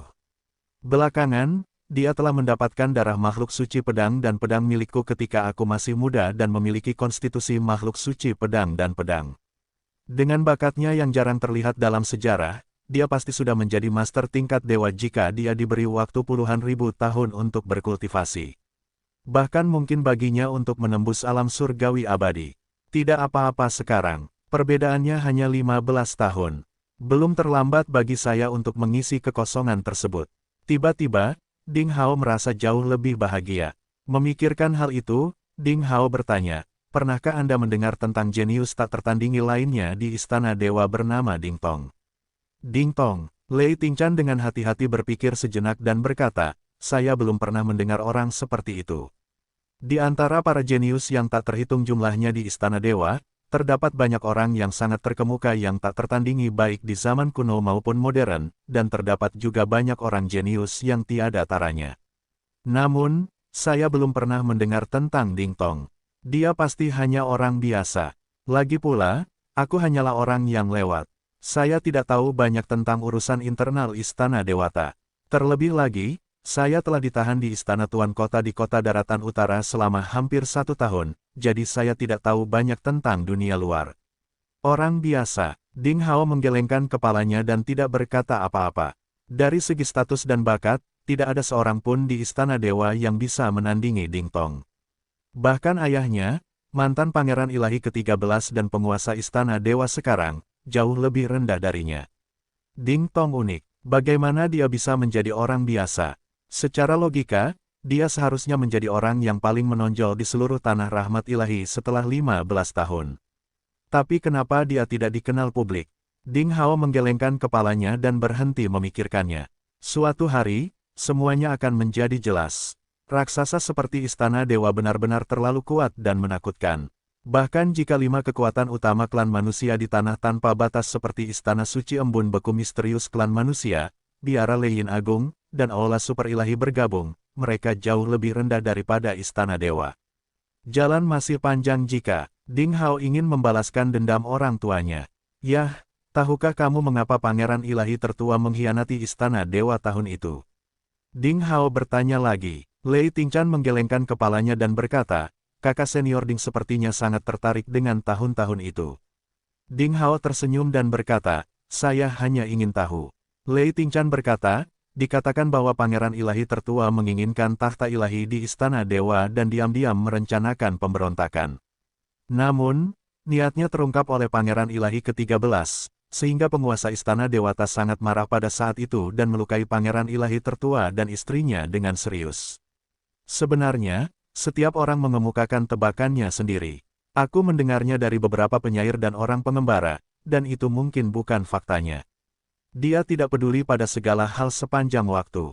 Ketika dia datang ke tanah rahmat ilahi, dunia yang belum pernah dia kunjungi, satu-satunya keyakinan di benaknya adalah kembali ke tanah tanpa batas secepat mungkin. Oleh karena itu, dia tidak terlalu peduli dengan cerita dan legenda dunia ini, dia juga tidak sengaja mengumpulkan informasi tentangnya. Memikirkan hal itu, Ding Hao berhenti bertanya. Lei Tingchan telah ditahan di Istana Tuan Kota di Kota Daratan Utara selama hampir 1 tahun. Selama periode ini, dia tidak tahu apa-apa tentang dunia luar, jadi dia tidak akan tahu bahwa lebih banyak bintang iblis yang bereinkarnasi telah datang ke dunia ini dalam setengah tahun terakhir. Sekarang Ding Hao lebih yakin dengan spekulasinya bahwa Lei Tingchan telah dipenjarakan di rumah Tuan Kota karena suatu alasan dan secara sukarela mengalami penyiksaan yang mengerikan. Jika tidak, dengan kekuatannya di alam Kaisar Agung Bela Diri, dia tidak akan terjebak oleh orang seperti Mo Yunchong, penguasa kota di Kota Daratan Utara. Kedengarannya agak tidak masuk akal, tapi itu masuk akal. Ding Hao tidak bertanya lagi. Dia menceritakan seluruh kisah kedatangannya ke Tanah Rahmat Ilahi. Artinya, setidaknya ratusan jenius seni bela diri dari negeri tanpa batas telah datang ke dunia ini. Bisakah kita menemukan jalan kembali? Mata Lei Tingchan berbinar. Sebagai pengembara yang mengembara di negeri asing, dia tidak mau berintegrasi ke dunia ini dan hanya bisa menghabiskan waktu dengan berlatih seni bela diri. Ketika dia memahami doktrin Buddha dan meningkatkan kekuatannya, dia menjadi semakin kesepian. Mendengar begitu banyak orang yang disebut sebagai teman lama telah datang ke dunia ini, dia akhirnya merasa telah menemukan akarnya dan tidak lagi tak berdaya seperti Dakwit. Nomornya benar, tapi sekarang masalahnya adalah saya tidak tahu kemana mereka pergi, kata Ding Hao. Lei Tingchan berpikir sejenak dan berkata, bukan masalah besar jika itu orang biasa. Namun, orang-orang seperti Dewa Perang Embun Beku misterius di wilayah utara dan Dewa Perang tertinggi wilayah tengah adalah pahlawan abadi. Sosok yang luar biasa dan mempesona akan dikenali kemanapun mereka pergi. Tidak akan sulit untuk menanyakan tentang mereka. Ding Hao mengangguk dan berkata, itu benar, tapi masalahnya adalah apa yang bisa kita lakukan jika kita menemukannya. Kami tidak dapat berspekulasi tentang pemikiran monster-monster tua ini. Kami tidak yakin apakah mereka akan menerima kami atau tidak, dan sekarang mereka mungkin tidak punya cara untuk kembali ke dunia kami. Menurutmu apa yang harus kita lakukan selanjutnya, kakak senior Ding? Lei Tingchan bertanya. Jawaban Ding Hao hanya dengan satu kata, tunggu. Tunggu. Lei Tingchan mengerutkan kening. Ding Hao mengangguk. Dia berkata, ya, tunggu saja. Pasti ada beberapa alasan mengapa Istana Dewa memerintahkan dunia untuk menangkap bintang iblis yang bereinkarnasi. Kami hanya perlu menunggu dan melihat. Mungkin, kita bisa menemukan sesuatu. Lei Tingchan memfokuskan matanya dan berpikir sejenak sebelum berkata, itu memang satu-satunya pilihan kita saat ini. Haruskah kita menunggu di sini saja? Ding Hao mengangguk lagi. Dalam sekejap mata, 2 bulan telah berlalu. Meskipun pasukan Istana Dewa telah mencari hampir kemana-mana di dekat Kota Daratan Utara, mereka tidak menemukan petunjuk apapun. Orang yang digambarkan oleh Nona ke-6 sepertinya telah menghilang dari dunia ini. Setelah memberlakukan darurat militer selama beberapa waktu, Kota Daratan Utara kembali normal. Penguasa kota baru di Kota Daratan Utara dengan cepat ditentukan. Tidak ada yang pernah memikirkan kandidat tersebut sebelumnya. Mereka tidak menyangka bahwa Mo Xinlan, putri ke-6 dari mantan penguasa kota Mo Yunchong, akan menjadi penguasa kota yang baru. Meskipun Mo Xinlan memiliki reputasi buruk di Kota Daratan Utara dan banyak orang tidak dapat menerima kenyataan tersebut, mereka harus menanggungnya karena penunjukan tersebut dikeluarkan oleh Istana Dewa. Seperti biasa, Ding Hao dengan santai keluar pagi-pagi dan berjalan-jalan di kota pasar. Tak seorang pun menyangka bahwa buronan Istana Dewa telah berada di Kota Daratan Utara sepanjang waktu dan dia tidak melarikan diri sama sekali. Dia hanya mengganti sedikit pakaian dan penampilannya dengan bantuan keterampilan sihirnya. Dalam 2 bulan terakhir, dia berkeliaran setiap hari dengan santai dan tidak ada yang mengenalinya. Sekarang Ding Hao telah menguasai dialek Kota Daratan Utara dan mendapat banyak teman. Di tengah perjalanan, seseorang menyapanya dari jauh. Ding Hao tersenyum dan menjawab dengan aksen yang kental. Dia tampak seperti penduduk asli Kota Daratan Utara. Bahkan ada kenalan Ding Hao di tentara-tentara lapis baja hitam yang berpatroli di jalanan. Hei, Tuan Muda Jia pergi berjemur lagi. Seorang kapten tentara lapis baja hitam menyambut Ding Hao sambil tersenyum. Ya, semakin sering saya berjemur di bawah sinar matahari, semakin saya merasa nyaman. Ding Hao tersenyum. Nama samarannya saat ini adalah Jia Ren, seorang tuan muda kaya yang tidak berguna. Dia dengan santai melemparkan lebih dari selusin kristal misterius bermutu tinggi kepadanya dan berkata, ambillah dan minumlah. Saudara Zhou, ketika Anda berganti shift, bisakah kita minum lagi? Kapten Zhou mengambil alih kristal misterius itu dan berkata sambil tersenyum, baiklah, Saudara Jia Ren, Anda telah menghabiskan begitu banyak uang. Ding Hao tersenyum dan berkata, saudaraku, jangan sebutkan itu. Dia berjalan melewati beberapa jalan dan gang dan sampai di pasar serba-serbi yang paling makmur dan semrawut di kota pasar. Beberapa anak muda yang tampak seperti tuan muda menyambutnya ketika mereka melihatnya dari kejauhan. Saudara Jia, kamu akhirnya sampai di sini. Seperti biasa, saya telah menyiapkan kursi terbaik untuk Anda. Haha, kakak Jia sedikit terlambat hari ini. Para pemuda mengepung Ding Hao dan mereka sampai di sudut utara, tempat terbaik untuk berjemur di bawah sinar matahari. Mereka berbohong dan menawarkan posisi terbaik kepada Ding Hao. Dia meletakkan kulit harimau putih di atasnya dan memperhatikan orang-orang yang lewat saat mereka mengobrol dengan santai. Para pemuda ini adalah teman yang dibuat Ding Hao akhir-akhir ini. Berbeda dengan Lei Tingchan yang tidak mau mengetahui apapun di dunia ini, Ding Hao cukup penasaran dengan tanah rahmat ilahi. Bagaimanapun, itu adalah tanah airnya dalam arti sebenarnya, yang memiliki arti khusus baginya. Ding Hao suka mengamati dunia dengan matanya sendiri dengan berhubungan dengan berbagai orang. Oleh karena itu, dia berteman dengan orang-orang ini dan menghabiskan sepanjang hari di Market City tempat berkumpulnya orang-orang dari semua lapisan masyarakat. Segala macam rumor berkumpul di sini. Ada berbagai macam orang dengan sumber informasi terbanyak. Banyak informasi yang bahkan tidak dapat dikumpulkan dengan uang. Selama dia memiliki sepasang telinga yang pandai mendengarkan dan sepasang mata yang pandai mengamati, dia bisa mendapatkan semua informasi yang diinginkannya di sana. Setiap hari, Ding Hao akan datang ke sini saat dia tidak sedang berkultivasi. Sekarang dia sudah bisa dianggap sebagai kenalan kota pasar. Dia sudah akrab dengan mereka dan bisa memulai percakapan dengan sebagian besar pedagang. Orang-orang juga memiliki kesan yang sangat baik terhadap pemuda tersenyum yang begitu murah hati ini. Dalam 2 bulan terakhir, Ding Hao juga mendapatkan banyak harta karun di kota pasar. Tentu saja, keuntungan terbesar Ding Hao adalah dia telah sepenuhnya beradaptasi dengan dunia baru ini. Tampaknya setiap sel di tubuhnya telah berasimilasi sepenuhnya dengan dunia ini. Dia bisa berbicara, berjalan dan makan dengan cara yang sama seperti penduduk setempat jika dia menyukainya. Pemahamannya tentang dunia semakin hari semakin mendalam. Berbaring malas di atas batu tulis untuk berjemur di bawah sinar matahari, Ding Hao menyipitkan matanya dan merencanakan sesuatu dalam pikirannya. Jika tidak ada perubahan besar lainnya, saya harus pergi. Saya tidak dapat memperoleh apapun lagi meskipun saya menghabiskan lebih banyak waktu di sini. Mungkin kota daratan utara terlalu kecil dan terpencil. Oleh karena itu, meskipun ada berita tentang bintang iblis yang bereinkarnasi, itu tidak masuk akal. Perhentian berikutnya adalah Skywater City, 3 juta mil jauhnya. Kota Skywater adalah salah satu kota terbesar di masa pemerintahan Istana Ilahi Timur. Itu jauh lebih besar dari kota daratan utara. Mungkin dia bisa mendapatkan lebih banyak informasi di sana. Tentu saja, lebih berbahaya lagi di kota sebesar itu.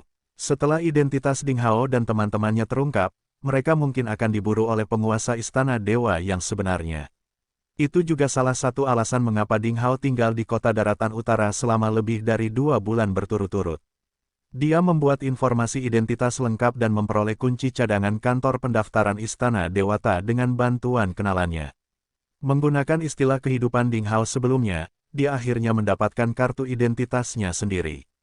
Dengan cara ini, orang lain tidak dapat menemukan sesuatu yang berguna meskipun mereka ingin menyelidikinya di masa depan.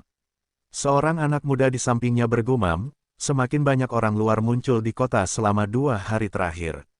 Akankah sesuatu terjadi kali ini? Pemuda lain memikirkan sesuatu dan menebak, saya mendengar bahwa reruntuhan sekte kuno ditemukan di pinggiran hutan laut. Banyak sekte dan master bergegas ke sana. Pemuda bernama Li Ning, yang memiliki hubungan terbaik dengan Ding Hao, berkata, itu saja. Pantas saja saya melihat tentara lapis baja hitam di kota juga mengirimkan beberapa master ke hutan laut kemarin sore. Dikatakan bahwa dalam 4 hari terakhir, ribuan master bergegas ke sana satu demi satu. Karena kota daratan utara kami adalah perhentian terluar dari hutan laut, semua pihak harus membeli perbekalan di sini. Tidak ada keraguan bahwa tempat ini akhirnya ramai dengan kebisingan dan kegembiraan. Ding Hao mendengarkannya dengan santai. Dia sudah mendengar beritanya, namun, informasi yang didapatnya tidak banyak berguna baginya. Dia tidak tertarik dengan reruntuhan sekte kuno di dunia ini. Dia baru saja keluar dari hutan laut belum lama ini, tapi dia tidak menemukan reruntuhan seperti itu. Agaknya, mereka tidak terlalu langka. Saya mendengar bahwa bahkan tuan dari keluarga Nalan telah bergegas ke hutan laut. Li Ning melanjutkan, Nalan Xingde, pedang kemurkaan surgawi, saat ini adalah pemimpin tertinggi keluarga Nalan. Konon dia biasa berkelana di hutan lautan dan menikah dengan seorang wanita dari suku barbar di hutan tersebut. Aku ingin tahu apakah pedang murka surgawi juga akan bergegas ke hutan kali ini. Pemuda lainnya berkata sambil tersenyum, orang macam apa pedang murka surgawi itu? Ia bahkan dihormati oleh istana dewa. Dia orang kedua setelah satu orang di keluarga Nalan. Dengan kekuatannya yang luar biasa, bagaimana dia bisa merendahkan diri untuk muncul di tempat sekecil itu? Nalan Xingde, pedang murka surgawi. Saat kilatan petir melintas di benaknya, Ding Hao langsung menyadari sesuatu. Di dunia ini, tidak banyak orang yang memiliki nama keluarga majemuk Nalan. Bahkan ada lebih sedikit lagi tuan bermarga Nalan yang memasuki hutan laut dan menikahi seorang wanita dari suku tersebut. Mungkinkah pedang murka surgawi ini adalah ayah yang dicari oleh Chu dan saudara laki-lakinya yang konyol? Ding Hao telah mengetahui sepenuhnya latar belakang Nalan Chu. Belakangan, pemuda bernama Li Ning melanjutkan, saya khawatir reruntuhan kali ini bukanlah masalah sepele. Dikatakan bahwa seseorang telah melihat lebih dari satu bintang iblis yang bereinkarnasi di dekat reruntuhan, jadi beberapa orang berspekulasi bahwa reruntuhan kuno itu mungkin ada hubungannya dengan bintang iblis itu.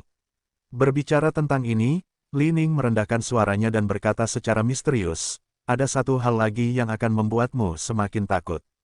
Menurut sepupuku yang bekerja di istana Tuan Kota, reruntuhan itu mungkin ada hubungannya dengan pangeran ilahi tertua yang mengkhianati istana dewa 15 tahun lalu.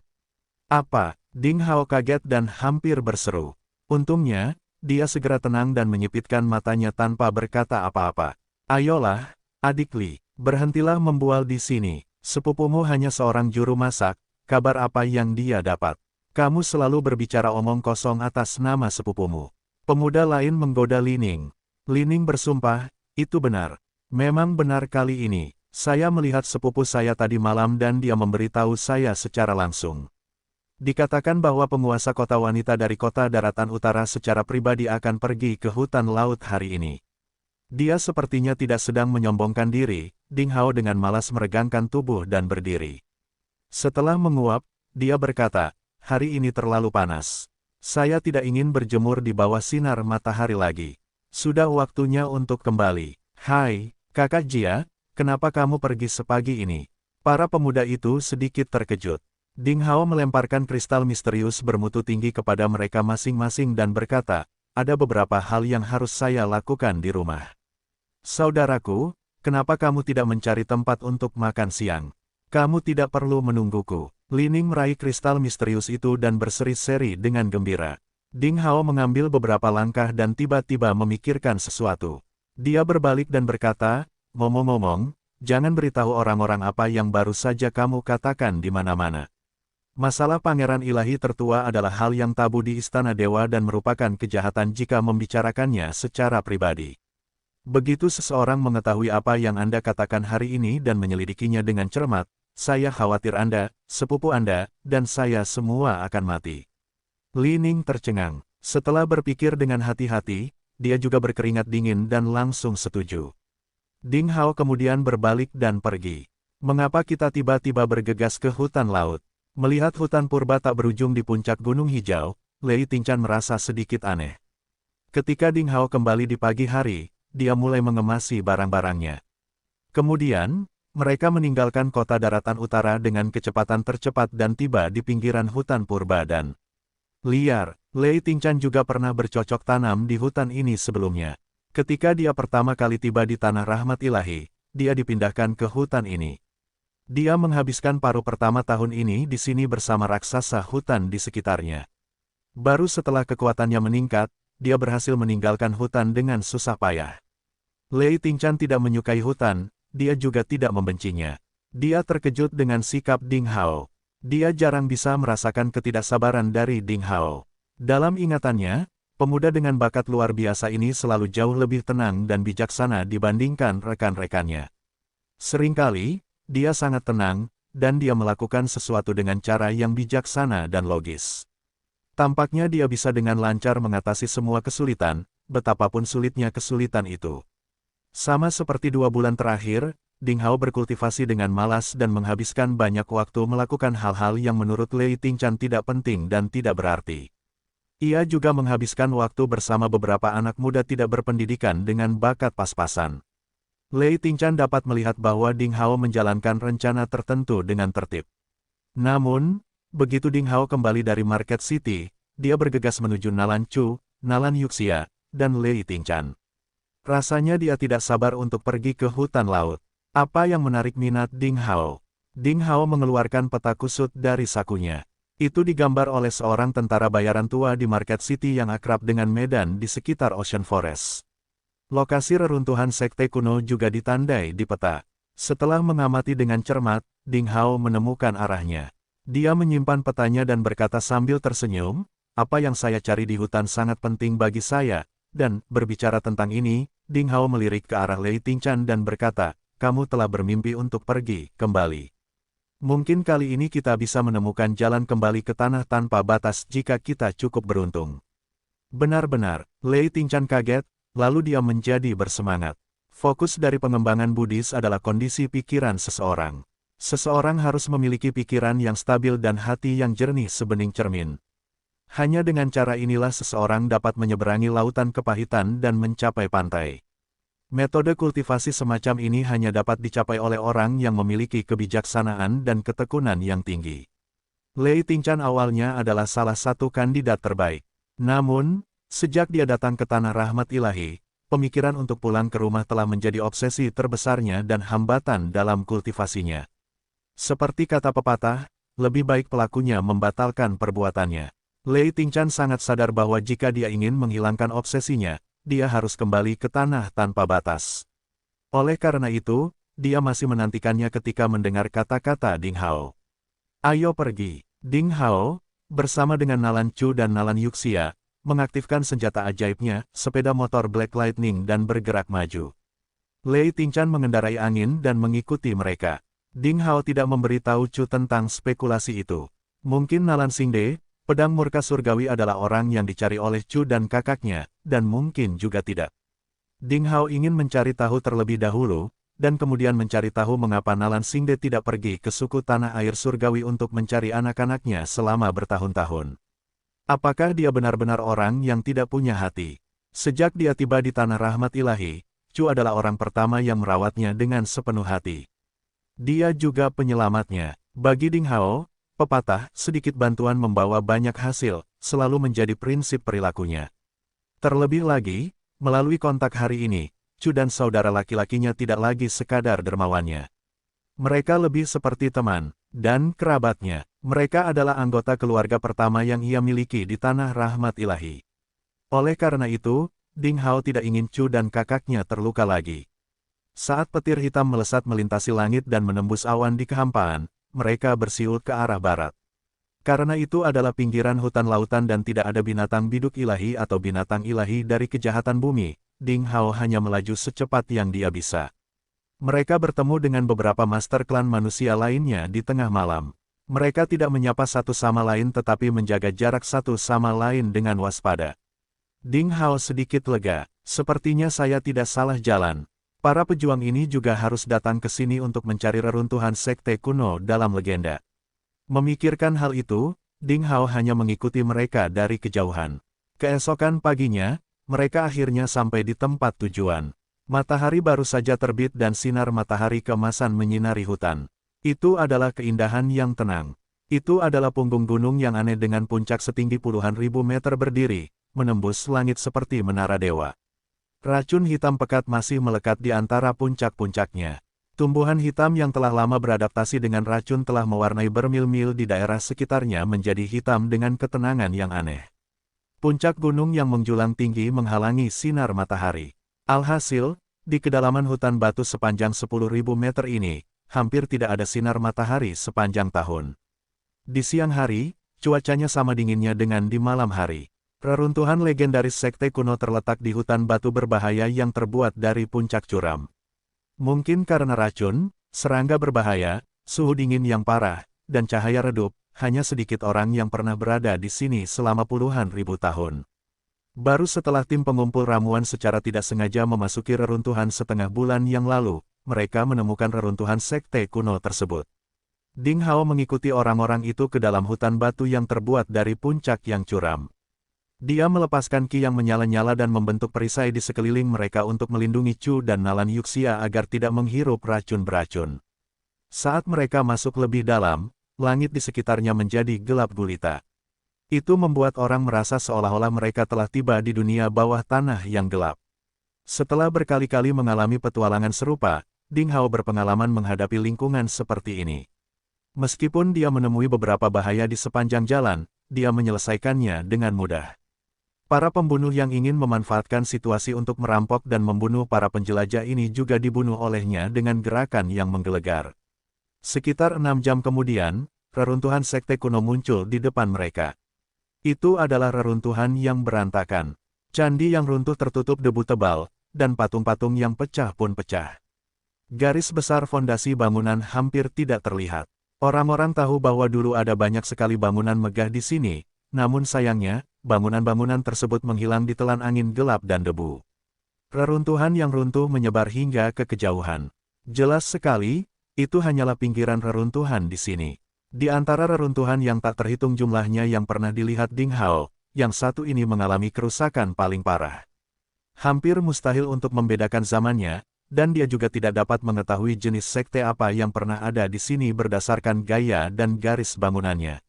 Menurutku tidak ada barang berharga yang tersisa di reruntuhan seperti itu. Ding Hao menebak. Berjalan di sepanjang reruntuhan yang runtuh, samar-samar dia bisa melihat beberapa tangga yang tidak mengarah ke atas tetapi mengarah ke bawah, seolah-olah membawanya ke bawah. Tanah. Jejak kaki dapat dilihat di seluruh anak tangga. Tampaknya orang-orang dari berbagai kekuatan yang datang sebelumnya telah mengikuti langkah-langkah untuk memasuki bawah tanah. Ding Hao dengan hati-hati melindungi Chu dan saudara laki-lakinya dan mendekati Lei Tingchan. Orang baik, di sini gelap sekali. Sepertinya ada sesuatu yang aneh di depan dan saya sedikit takut. Nalan Yuxia yang konyol tiba-tiba dengan lembut menarik lengan baju Ding Hao. Ding Hao sedikit terkejut karena dia juga menemukan ada sesuatu yang mengintai di kegelapan sekitar 20 meter di depan, mengeluarkan niat membunuh yang menakutkan meskipun dengan hati-hati menahannya. Dia tidak menyangka Nalan Yuxia juga akan merasakannya. Tampaknya memang ada kekuatan yang sangat luar biasa di dalam tubuhnya. Lei Tingchan tersenyum dan mengulurkan tangan untuk memegang tangan Nalan Chu dan Nalan Yuxia. Kekuatan suci Buddha memiliki efek penekan alami pada segala sesuatu yang gelap dan kotor. Itu menenangkan pikiran mereka dan menghilangkan rasa takut di hati mereka. Dengan itu, Nalan Chu dan kakaknya tiba-tiba merasa lebih lega. Terima kasih, kakak perempuan yang cantik. Kamu adalah istri orang baik, bukan?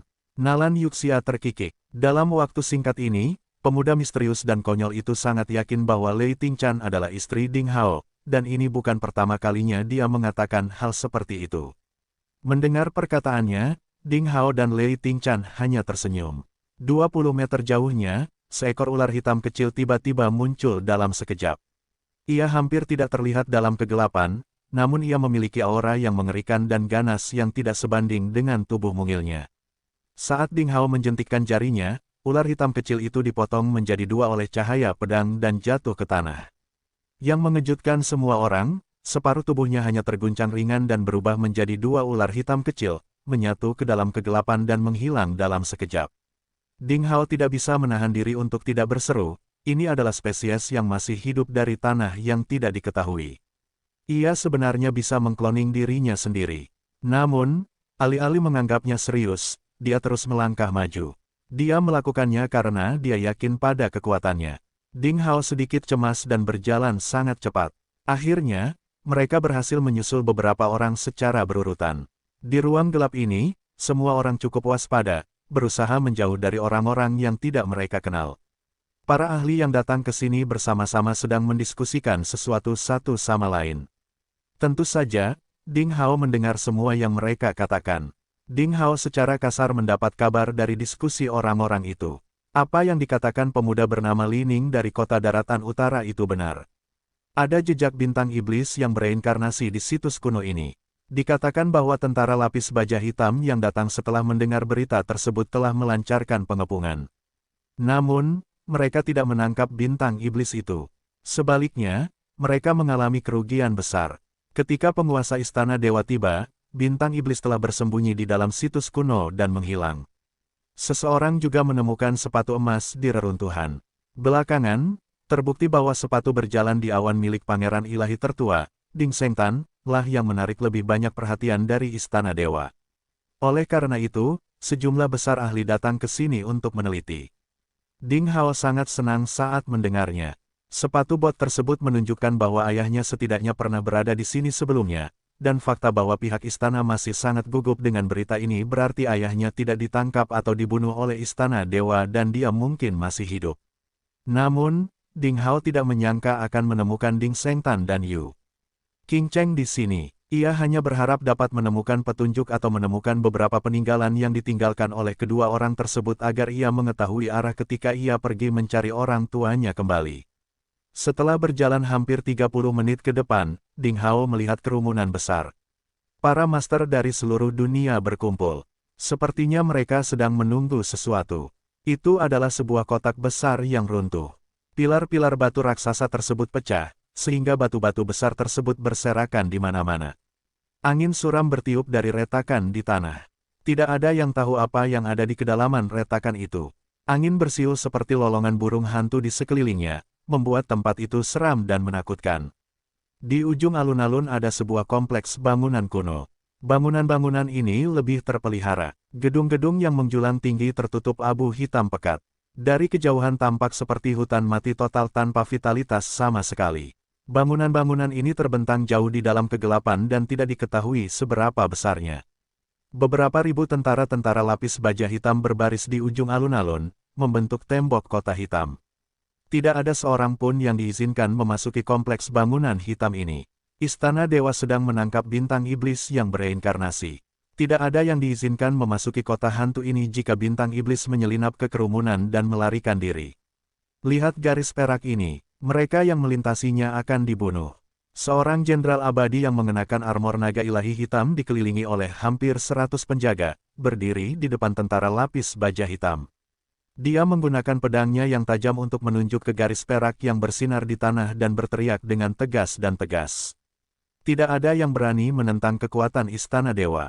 Bahkan jika para master dari sekte dan keluarga lain bersama-sama sudah cukup untuk mengalahkan tentara lapis baja hitam, tidak ada yang berani menunjukkan ketidakpuasan sedikitpun. Ini adalah keagungan yang telah dikumpulkan oleh istana dewa selama bertahun-tahun yang tak terhitung jumlahnya dan tidak dapat ditantang. Ding Hao berbaur dengan kerumunan dan mengamati dengan cermat. Sebagian besar ahli yang datang ke sini berada di atas alam kaisar bela diri, beberapa di antaranya berada di kaisar agung bela diri dan bahkan sage bela diri. Adapun 1000 prajurit tentara lapis baja hitam di darat, kekuatan rata-rata mereka berada di dekat puncak alam raja bela diri. Jenderal abadi yang telah berbicara sebelumnya berada di puncak kaisar agung bela diri. Lebih dari 1000 tentara-tentara lapis baja hitam berbaris rapi mengenakan seragam baju besi hitam. Meski kekuatan individu mereka tidak tinggi, setelah mereka berbaris, ada semacam aura menakutkan yang sekuat gunung. Tentara lapis baja hitam menguasai situasi. Jika ini terus berlanjut, saya khawatir saya akan kehilangan semua petunjuknya. Ding Hao berpikir dengan cemas. Para master dari semua sisi, yang melihat bangunan hitam pekat di kejauhan, sedikit tidak sabar. Jelas sekali jika ada harta surgawi di situs ini, pasti berada di bangunan yang relatif lengkap ini. Namun, tidak ada yang berani melewati garis perak. Saya harus memikirkan cara untuk mengubah situasi ini, pikir Ding Hao. Saat Ding Hao sedang berpikir, sesuatu yang aneh tiba-tiba terjadi pada saat itu. Boom! Terdengar suara keras. Di gedung-gedung hitam di kejauhan, ada nyala api yang menyilaukan, dan energi yang sama mengerikannya dengan lautan meledak. Angin kencang seketika mengangkat debu hitam di mana-mana. Saat debu menggulung, ruang yang semula redup langsung dipenuhi asap dan debu. Dalam sekejap, seolah-olah iblis yang tak terhitung jumlahnya telah naik dari tanah. Sosok yang memuntahkan darah menghancurkan bangunan yang tak terhitung jumlahnya, mundur dari bangunan hitam dan keluar. Itu adalah bintang Jenderal Abadi. Seorang prajurit tentara lapis baja hitam berteriak dan mengenali sosok ini. Itu benar-benar penguasa bintang Jenderal Abadi Istana Dewa yang telah memasuki gedung hitam untuk menangkap bintang iblis yang bereinkarnasi. Anehnya, bahkan dia bukanlah tandingan bintang iblis itu dan sebenarnya akan dipukul mundur. Selusin ahli tentara lapis baja hitam segera mengambil tindakan untuk mendukung sosok yang memuntahkan darah dan terbang mundur, berusaha menyelamatkannya. Tanpa diduga, pada saat ini, sosok yang dikelilingi oleh api hitam tiba-tiba muncul seperti kilat di belakang bintang Jenderal Abadi yang kekar, dan dengan beberapa telapak tangan yang lembut, dia membunuh para prajurit tentara lapis baja hitam itu. Ternyata bintang Jenderal Abadi sudah lama mati. Itu adalah mayatnya yang telah diledakkan, dan pembunuhnya meringkuk di belakang tubuh bintang Jenderal Abadi untuk menyembunyikan tentara lapis baja hitam dan memberi mereka serangan diam-diam. Sial, itu adalah bintang iblis yang bereinkarnasi. Jenderal yang mengenakan armor hitam naga ilahi berteriak dan mengayunkan pedangnya. Hahaha. Di tengah tawanya yang menyeramkan, bintang iblis yang bereinkarnasi itu bersinar dan tidak bertarung dengannya. Sebaliknya, dia memasuki formasi tentara lapis baja hitam seperti seekor harimau memasuki kawanan domba. Tiba-tiba, darah memercik, dan tulang-tulang pecah. Dalam sekejap, tentara-tentara lapis baja hitam yang tak terhitung jumlahnya terbunuh. Brengsek, jenderal itu sangat cemas. Dengan cara ini, formasi terpadu yang dibentuk oleh tentara tidak lengkap dan karenanya tidak efektif. Ia tidak bisa lagi mengendalikan bintang iblis yang bereinkarnasi. Sekarang bintang Jenderal Abadi telah mati. Siapa yang bisa mengendalikannya? Bunuh dia. Semuanya, serang. Siapapun yang membunuhnya akan mendapat hadiah besar dari Istana Dewa. Sang Jenderal, dalam keputusasaannya, berteriak kepada para ahli yang hadir. Setelah beberapa saat terkejut, seseorang segera memutuskan untuk mengambil tindakan. Ratusan tokoh langsung mengepung bintang iblis reinkarnasi. Beberapa dari mereka adalah ahli di alam sage. Selama mereka bisa menangkap atau membunuh bintang iblis yang bereinkarnasi, mereka akan diberi hadiah oleh Istana Dewa, yang merupakan tawaran yang bagus. Ada begitu banyak orang yang hadir. Tidak bisakah mereka menangkap satu orang? Dia bukanlah penguasa tertinggi di alam dewa, jadi mereka bisa menghabiskan bintang iblis yang bereinkarnasi sampai mati bahkan jika mereka tidak bisa membunuhnya secara langsung. Tiba-tiba situasi menjadi kacau. Ding Hao memusatkan perhatian pada sosok bintang iblis yang bereinkarnasi sejak awal.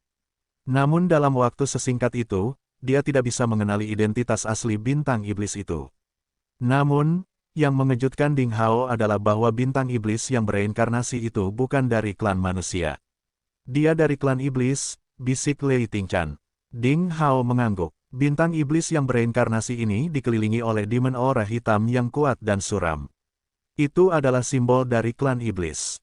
Sejak Ding Hao datang ke tanah rahmat ilahi, dia belum mendengar berita apapun tentang klan iblis.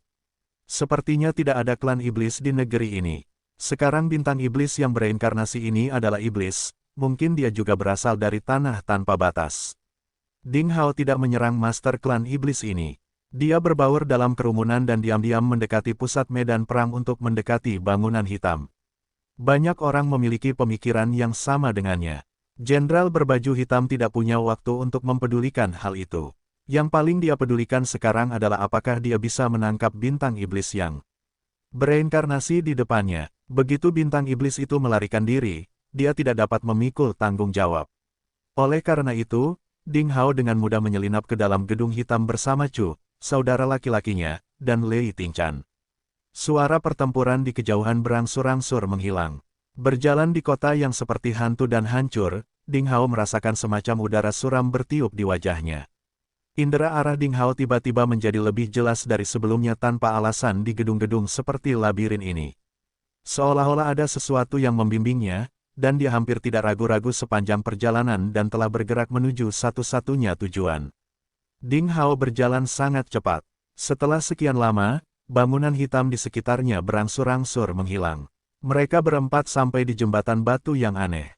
Di atas platform batu, cahaya biru bersinar di kegelapan seperti langit malam yang pedih namun indah.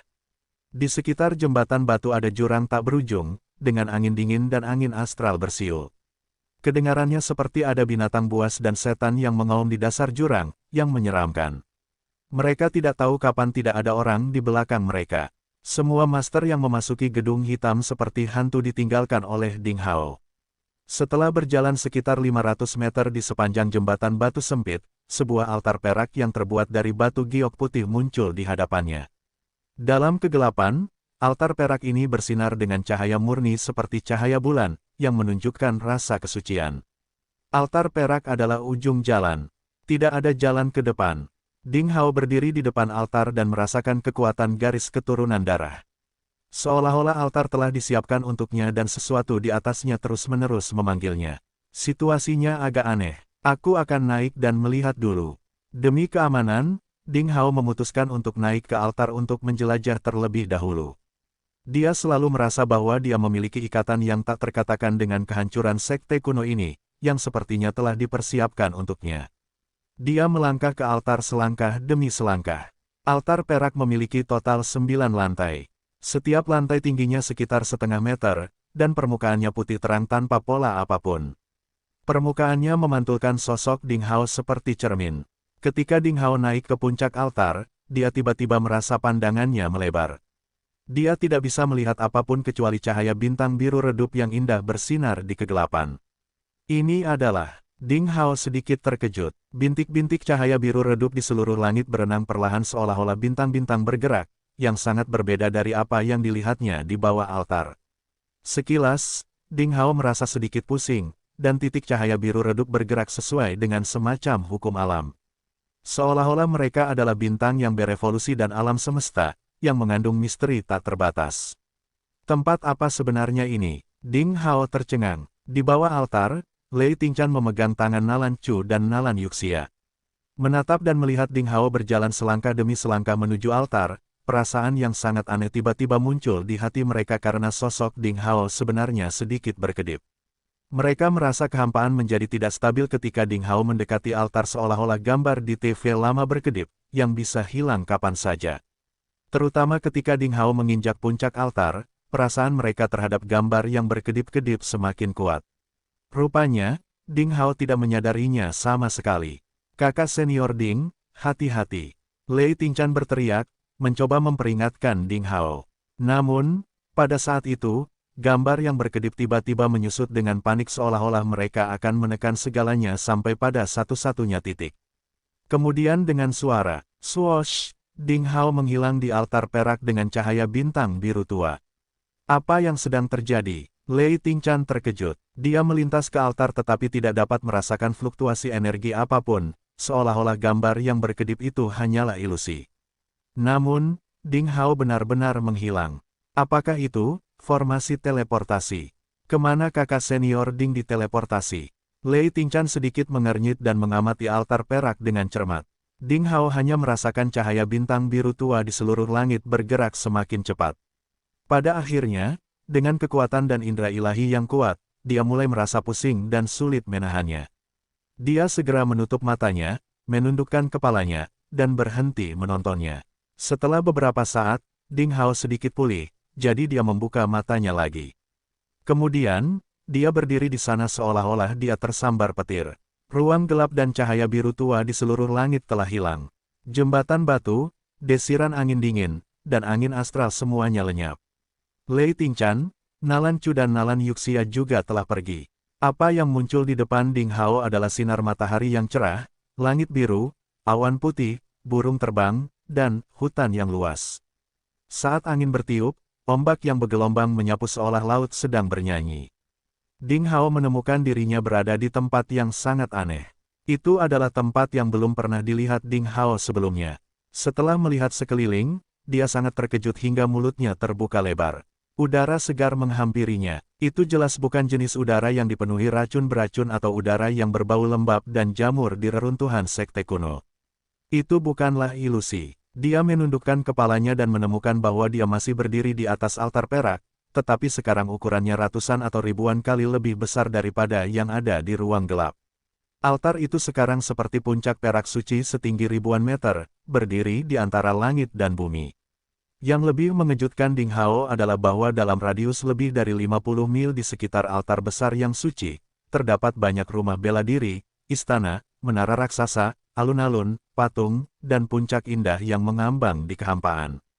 Begitu indahnya hingga dia merasa berada di negeri ajaib yang legendaris. Itu adalah gerbang gunung yang lengkap. Puncak terapung itu memiliki berbagai ukuran, dengan paviliun warna-warni dan menara berukir di atasnya. Jembatan kayu menghubungkan puncak terapung yang berbeda dan air terjun putih mengalir turun. Burung bangau, elang putih, dan berbagai burung peri lainnya berkeliaran sambil bersorak kegirangan. Bahkan kupu-kupu peri purba pun menari dengan anggun. Seluruh gerbang gunung dikelilingi oleh aura yang tenang dan damai.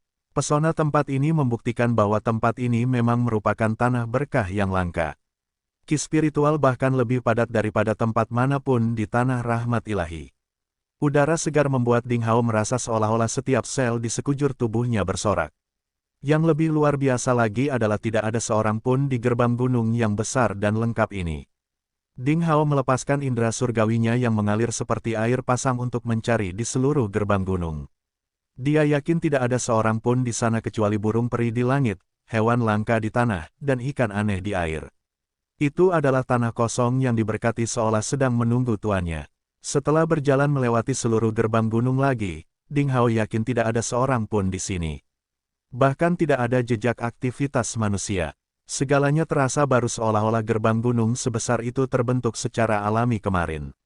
Air terjun, sungai, puncak terapung, menara berukir, rantai, dan patung ada di mana-mana. Berjalan melalui gerbang gunung, Ding Hao merasa seolah-olah sedang berjalan di istana surgawi. Di tanah abadi, ia menemukan bahwa tata letak gerbang gunung sangat masuk akal karena memiliki area fungsional yang berbeda. Terdapat area dengan tumbuhan yang tumbuh subur, area dengan ki spiritual yang melimpah, yang disebut lapangan urusan militer, ruang rahasia dan tempat tinggal untuk bercocok tanam, dan bahkan area untuk melemparkan senjata dan baju besi. Dibandingkan dengan tempat Ding Hao sekarang, bahkan gerbang gunung sekte super seperti sekte awan biru dan sekte ilmu pedang pemusnahan di tanah tanpa batas lebih rendah daripada tanah yang diberkati ini. Burung langka dan hewan langka berkeliaran. Mereka sama sekali tidak takut pada orang asing. Beberapa rusa 9 warna bahkan dengan rasa ingin tahu berkumpul di sekitar Ding Hao dan mengikutinya seolah-olah itu adalah ekornya. Kupu-kupu peri purba yang berwarna-warni berterbangan di udara di antara puncak dan air terjun tempat uap air menyebar. Pelangi kecil muncul di langit, seperti pelangi menuju tempat misterius. Melihat ke bawah dari langit, seseorang dapat melihat sesuatu yang berbentuk lingkaran. Itu adalah gerbang gunung yang megah dan ajaib yang tampak seperti sepiring besar 8 trigram. Dengan altar putih besar yang suci di tengahnya, altar itu dibagi menjadi 8 bagian berbeda dan menyebar ke segala arah. Gunung terapung dengan berbagai ukuran dan punggung gunung di permukaan tanah membentuk tanah berkah 3 dimensi. Puncak terapung itu perlahan berputar dengan altar putih besar yang suci di tengahnya, seperti bulan dan bintang yang mengorbit mengelilingi matahari. Kekuatan aneh yang terkandung di dalamnya seperti reinkarnasi yin dan yang, hampir membangkitkan kekuatan langit dan bumi dalam jarak beberapa ratus mil. Kekuatan tersebut membentuk perisai energi aneh yang menyelimuti seluruh gerbang gunung. Siapa yang membangun tanah terberkati yang menakjubkan ini? Mengapa dia tidak memanfaatkannya setelah dibangun? Ding Hao bingung. Saat dia berjalan melewati gerbang gunung ajaib, dia hanya merasa segar. Mengapa semua patung di sini hanya memiliki tubuh? Mengapa ekspresi wajah tidak jelas? Di mana telinga, mata, bibir, hidung dan lidah mereka? Di seluruh gerbang gunung, setidaknya terdapat ratusan patung megah dengan ukuran berbeda. Bagian-bagian di bawah kepala indah dan proporsional sempurna seolah-olah hidup. Pengerjaan yang licik. Seolah-olah angin sepoi-sepoi mampu mengibarkan pakaian patung-patung tersebut. Namun wajah mereka kabur, tanpa telinga, mata, bibir, hidung atau lidah. Ding Hao telah berjalan melewati seluruh gerbang gunung. Dia melihat segala macam harta ilahi di 8 wilayah. Di bidang penyulingan ramuan, ada ramuan ajaib dan obat-obatan berharga yang telah ada selama bertahun-tahun di kebun ramuan. Ratusan tungku eliksir berkualitas dengan berbagai bentuk dan ukuran ditempatkan di istana eliksir. Bahkan tungku eliksir yang dianggap sebagai artefak sub-ilahi ada di sana. Nyala api yang menyala di dalamnya sangat kuat, tetapi nyala api yang langka dan aneh itu bergoyang tanpa suara. Di perpustakaan area casting, ribuan senjata yang telah disempurnakan dipajang. Pisau, garpu, pedang, dan tombak dipajang, semuanya terbuat dari bahan dewa langka.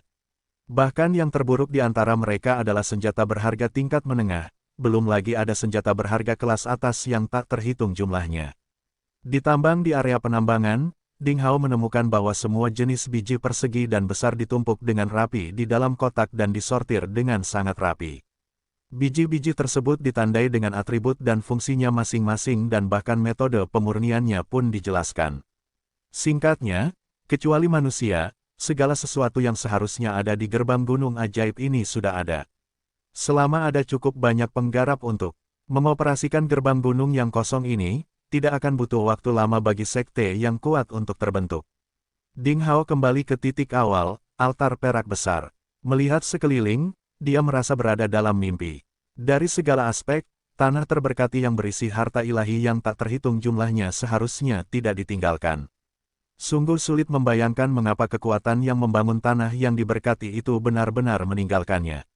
Bagi Ding Hao, masih ada 3 pertanyaan yang perlu dipecahkan. Di mana saya? Kenapa aku diteleportasi ke sini? Bagaimana aku harus pergi dari sini? Ding Hao masih ingin kembali ke reruntuhan sekte kuno. Bagaimanapun, Nalan Chu, Nalan Yuxia, dan Lei Tingchan masih menunggunya. Begitu mereka mengetahui bahwa dia hilang, mereka akan sangat khawatir. Hahaha, apakah kamu cemas? Suara menggoda yang malas tiba-tiba terdengar. Dengan kilatan perak, kunci batu yang melarikan diri dari langit muncul di depan Ding Hao. Itu bersinar terang dan berubah menjadi gambar virtual berwarna perak dari seorang anak laki-laki gemuk berusia 5 atau 6 tahun. Dia mengenakan pita merah di perutnya dan memiliki kepang kecil. Dia tampak gemuk, nyengir bodoh pada Ding Hao. Itu adalah bentuk manusia yang diubah oleh kunci batu yang melarikan diri dari langit. Ini adalah pertama kalinya kunci batu aneh yang melarikan diri dari langit melakukan ini. Namun, Ding Hao tidak terlalu memperhatikannya. Sebaliknya, dia sangat menyadari implikasinya.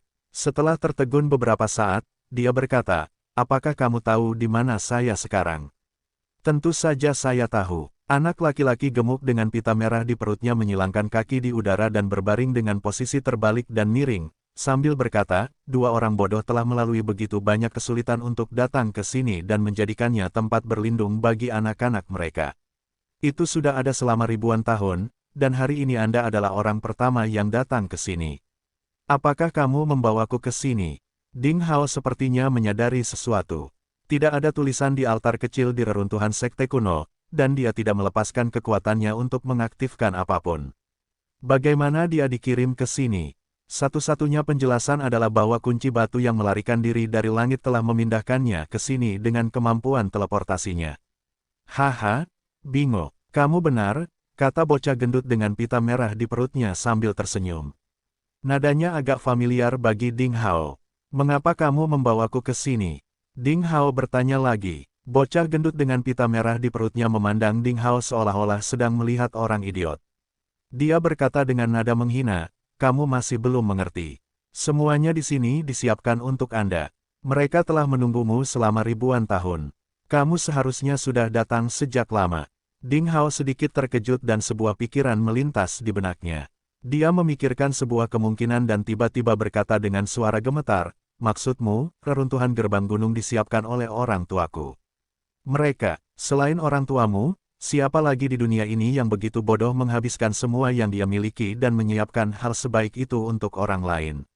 Bocah gendut dengan pita merah di perutnya menghela nafas dan berkata, "Pada saat itu, Ding Sengtan dan Yu Qingcheng berusaha sekuat tenaga untuk membangun gerbang gunung ini dan menganggapnya sebagai tempat perlindungan bagi anak-anak mereka karena mereka tahu bahwa istana dewa tidak akan memberikannya, memburu mereka dan keturunan mereka.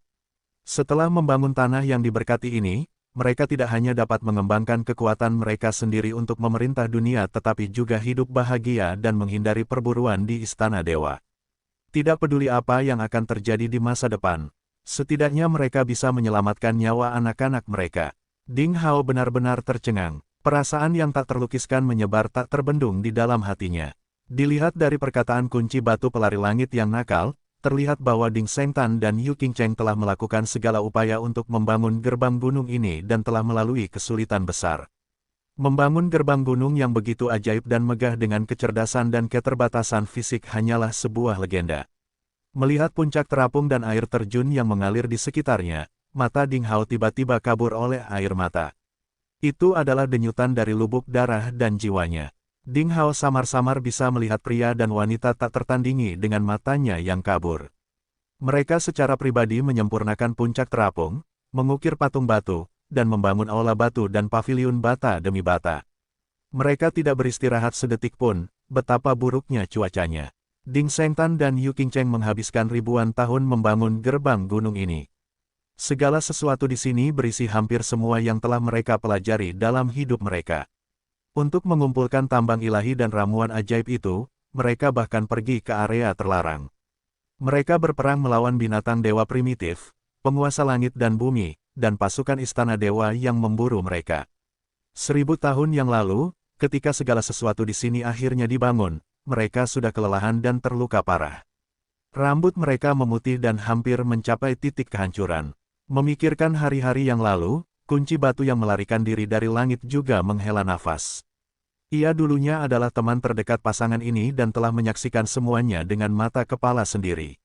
Selama periode waktu itu, kunci batu yang melarikan diri dari langit yang keras hati juga tersentuh oleh semua yang telah dilakukan pasangan tak tertandingi itu. Bahkan sekarang, masih belum mengerti mengapa apa yang disebut kasih sayang orang tua di antara makhluk-makhluk ini begitu menakutkan sehingga mereka bersedia membayar berapapun harganya. Di mana mereka? Di mana mereka sekarang? Ding Hao bertanya dengan penuh semangat. Akhirnya, ia mendengar kabar tentang orang tuanya dari keberadaan yang cerdas, bukan dari benda mati yang ditinggalkan oleh orang tuanya. Dia diberitahu hal-hal di masa lalu. Tampaknya misteri di hadapannya akan segera terkuak. Karena Ding Hao mengetahui leluhurnya sendiri, dia selalu merindukan orang tuanya dan ingin menemukan mereka meskipun dia tidak mengatakan atau melakukan apapun dengan jelas. Mata Ding Hao penuh dengan harapan.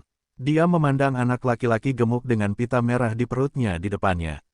Aku juga tidak tahu. Kunci batu yang melarikan diri dari langit menggelengkan kepalanya dengan tegas dan berkata, kamu harus tahu itu. Saya telah tertidur selama ribuan tahun sebelum saya melihat Anda, jadi saya tidak tahu apa yang terjadi selama periode itu, sudah lebih dari 1000 tahun sejak terakhir kali saya melihat mereka. Ding Hao terkejut, dan kekecewaan yang tak terbatas melonjak di dalam hatinya. Namun, dia memiliki keraguan dalam hatinya. Karena Lei Chan pernah mengatakan bahwa baru 15 tahun berada di tanah rahmat ilahi sejak pangeran ilahi tertua mengkhianati istana Tuhan.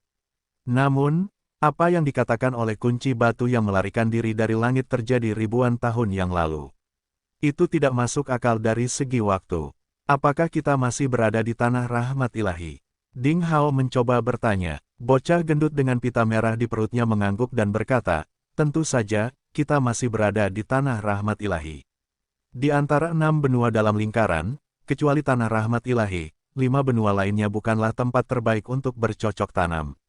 Dalam pandangan Ding Shengtan, membangun gerbang gunung di tanah rahmat ilahi adalah hal yang wajar. Faktanya, itu terletak di hutan laut, yang tidak jauh dari suku tanah air surgawi tempat Anda pertama kali muncul. Bagaimana itu mungkin? Saya berjalan mengelilingi suku tanah air surgawi tetapi tidak melihat satupun puncak terapung ini. Ding Hao sedikit terkejut. Bocah gendut dengan pita merah di perutnya berkata dengan bangga, haha, Ding Shengtan dan Yu Qingcheng adalah sosok yang hebat.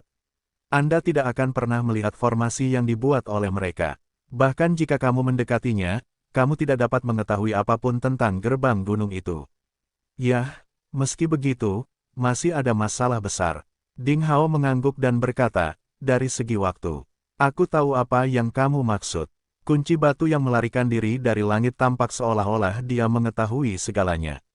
Dia berkata, pada saat itu, Ding Sengtan memiliki benda suci yang perkasa yang disebut batu pesawat ulang-alik waktu, yang dengannya dia dapat melakukan perjalanan waktu dan menghindari perburuan. Itu juga alasan mengapa dia bisa melarikan diri lagi dan lagi dari perburuan di Istana Ilahi Timur. Pesawat ulang-alik batu waktu. Ding Hao sedikit mengernyit. Dia ingat bahwa dalam ingatan yang dia peroleh dari cahaya keemasan di kota Dewa Palsu, Ding Sengtan pernah menempa pedang dewa yang disebut pembekuan waktu untuk Pangeran ke-8. Pedang itu mengandung kekuatan waktu. Pangeran Ilahi ke-8 menusuk tubuh Ding Sengtan dengan pedang, mencoba membunuh Ding Sengtan dengan kekuatan waktu, tetapi tidak berhasil sama sekali. Ternyata itu karena Ding Sengtan memiliki artefak ilahi yang disebut Stone Shuttle of Time. Perjalanan waktu adalah kekuatan magis yang sungguh luar biasa. Namun, ada masalah lain. Jika itu masalahnya, dia bisa melakukan perjalanan kembali ke masa sebelum pembantaian di ibu kota ilahi dan mengubah segalanya dan tidak akan ada apapun yang terjadi kemudian. Kenapa dia tidak melakukan itu? Memikirkan hal itu, Ding Hao sakit kepala. Dengan kebijaksanaan dan kekuatan Ding Sengtan, dia pasti telah memikirkan semua yang terpikirkan oleh Ding Hao. Pasti ada alasan khusus kenapa dia tidak melakukannya. Kembali ke ribuan tahun yang lalu untuk membangun gerbang gunung yang indah yang penuh dengan sumber daya dan bakat yang luar biasa mungkin hanyalah salah satu rencana Ding Sengtan. Dia berusaha sekuat tenaga untuk melakukan apa yang dia bisa untuk keturunannya. Hanya orang tua yang akan berusaha sekuat tenaga untuk keturunannya tanpa mengharapkan imbalan apapun. Jadi, maksudmu mungkin orang tuaku masih menggunakan kekuatan magis Stone Shuttle of Time untuk bersembunyi di tahap waktu dan ruang tertentu, dan mereka sangat aman untuk saat ini. Ding Hao bertanya, bocah gendut dengan pita merah di perutnya menjadi serius. Dia berkata, sebaliknya, situasi saat ini jauh lebih berbahaya daripada sebelumnya karena Ding Sengtan telah kehilangan Stone Shuttle of Time. Dia telah kehilangan Stone Shuttle of Time. Mengapa? Ding Hao sangat cemas. Kalau tidak, menurutmu dari mana asalku? Kunci batu yang melarikan diri dari langit berkata, saya hanyalah bagian dari pesawat ulang-alik waktu. Sejak 1000 tahun yang lalu, Stone Shuttle of Time telah berubah menjadi ratusan pecahan dan tersebar di berbagai ruang dan tempat. Bahkan jika itu adalah artefak ilahi, menggunakan kekuatannya secara sering akan menghabiskan seluruh vitalitasnya. Petik 2. Itu tidak terduga. Ding Hao tiba-tiba mengerti segalanya. Dia tiba-tiba menyadari bahwa kunci batu yang melarikan diri dari langit di tanah tanpa batas sebenarnya adalah pecahan dari pesawat ulang-alik waktu. Meskipun mereka hanyalah bagian dari artefak ilahi, mereka juga memiliki kekuatan tertentu yang dapat memicu perjalanan waktu dan mengaktifkan formasi papan catur untuk memindahkan orang-orang dari tanah tanpa batas ke tanah rahmat ilahi. Kunci batu yang melarikan diri dari langit di hadapannya jelas memiliki kepribadian seorang anak kecil. Hasilnya, metode dorongan Ding Hao berhasil. Ding Hao mengajukan lebih banyak pertanyaan dan keraguannya hilang. Seperti yang dia duga, formasi papan catur dan benda-benda di gua misterius di gunung belakang sekte pencari ilmu pedang semuanya ditinggalkan oleh Ding Sengtan dan istrinya. Mereka meninggalkan hal-hal itu hanya demi keturunannya. Bertahun-tahun yang lalu, pasangan itu berkunjung ke tanah tanpa batas.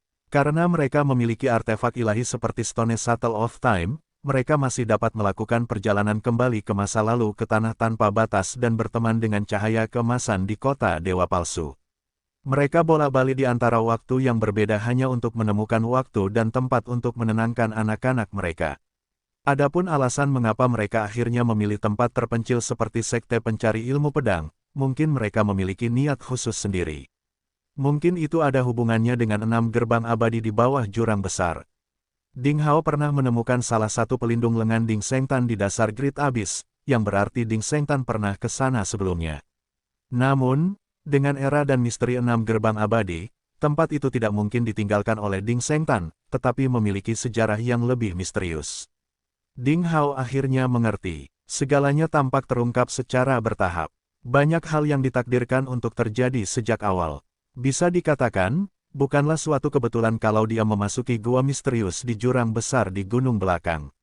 Beberapa kejadian terjadi secara kebetulan, namun ada pula yang telah diatur oleh orang tuanya sebelumnya. Jika dia tidak mengambil risiko memetik tumbuhan di gunung belakang dan tidak jatuh ke dalam gua, dia takut hal lain akan terjadi dan dia akan mendapatkan harta ilahi di gua misterius itu. Kalau begitu, Mungkinkah Master Pedang dan Master Pedang ada hubungannya dengan orang tua Ding Hao? Kedua monster tua itu pasti mengetahui sesuatu yang tidak diketahui Ding Hao, tetapi tak satu pun dari mereka yang mau berbagi. Formasi papan catur diukir oleh ayahnya Ding Shengtan pada masa itu. Itu juga merupakan gerbang menuju tanah rahmat ilahi. Mungkin dia bisa kembali ke tanah rahmat ilahi suatu hari nanti. Mungkin dia bisa kembali ke tempat dia dilahirkan untuk menemukan asal-usulnya.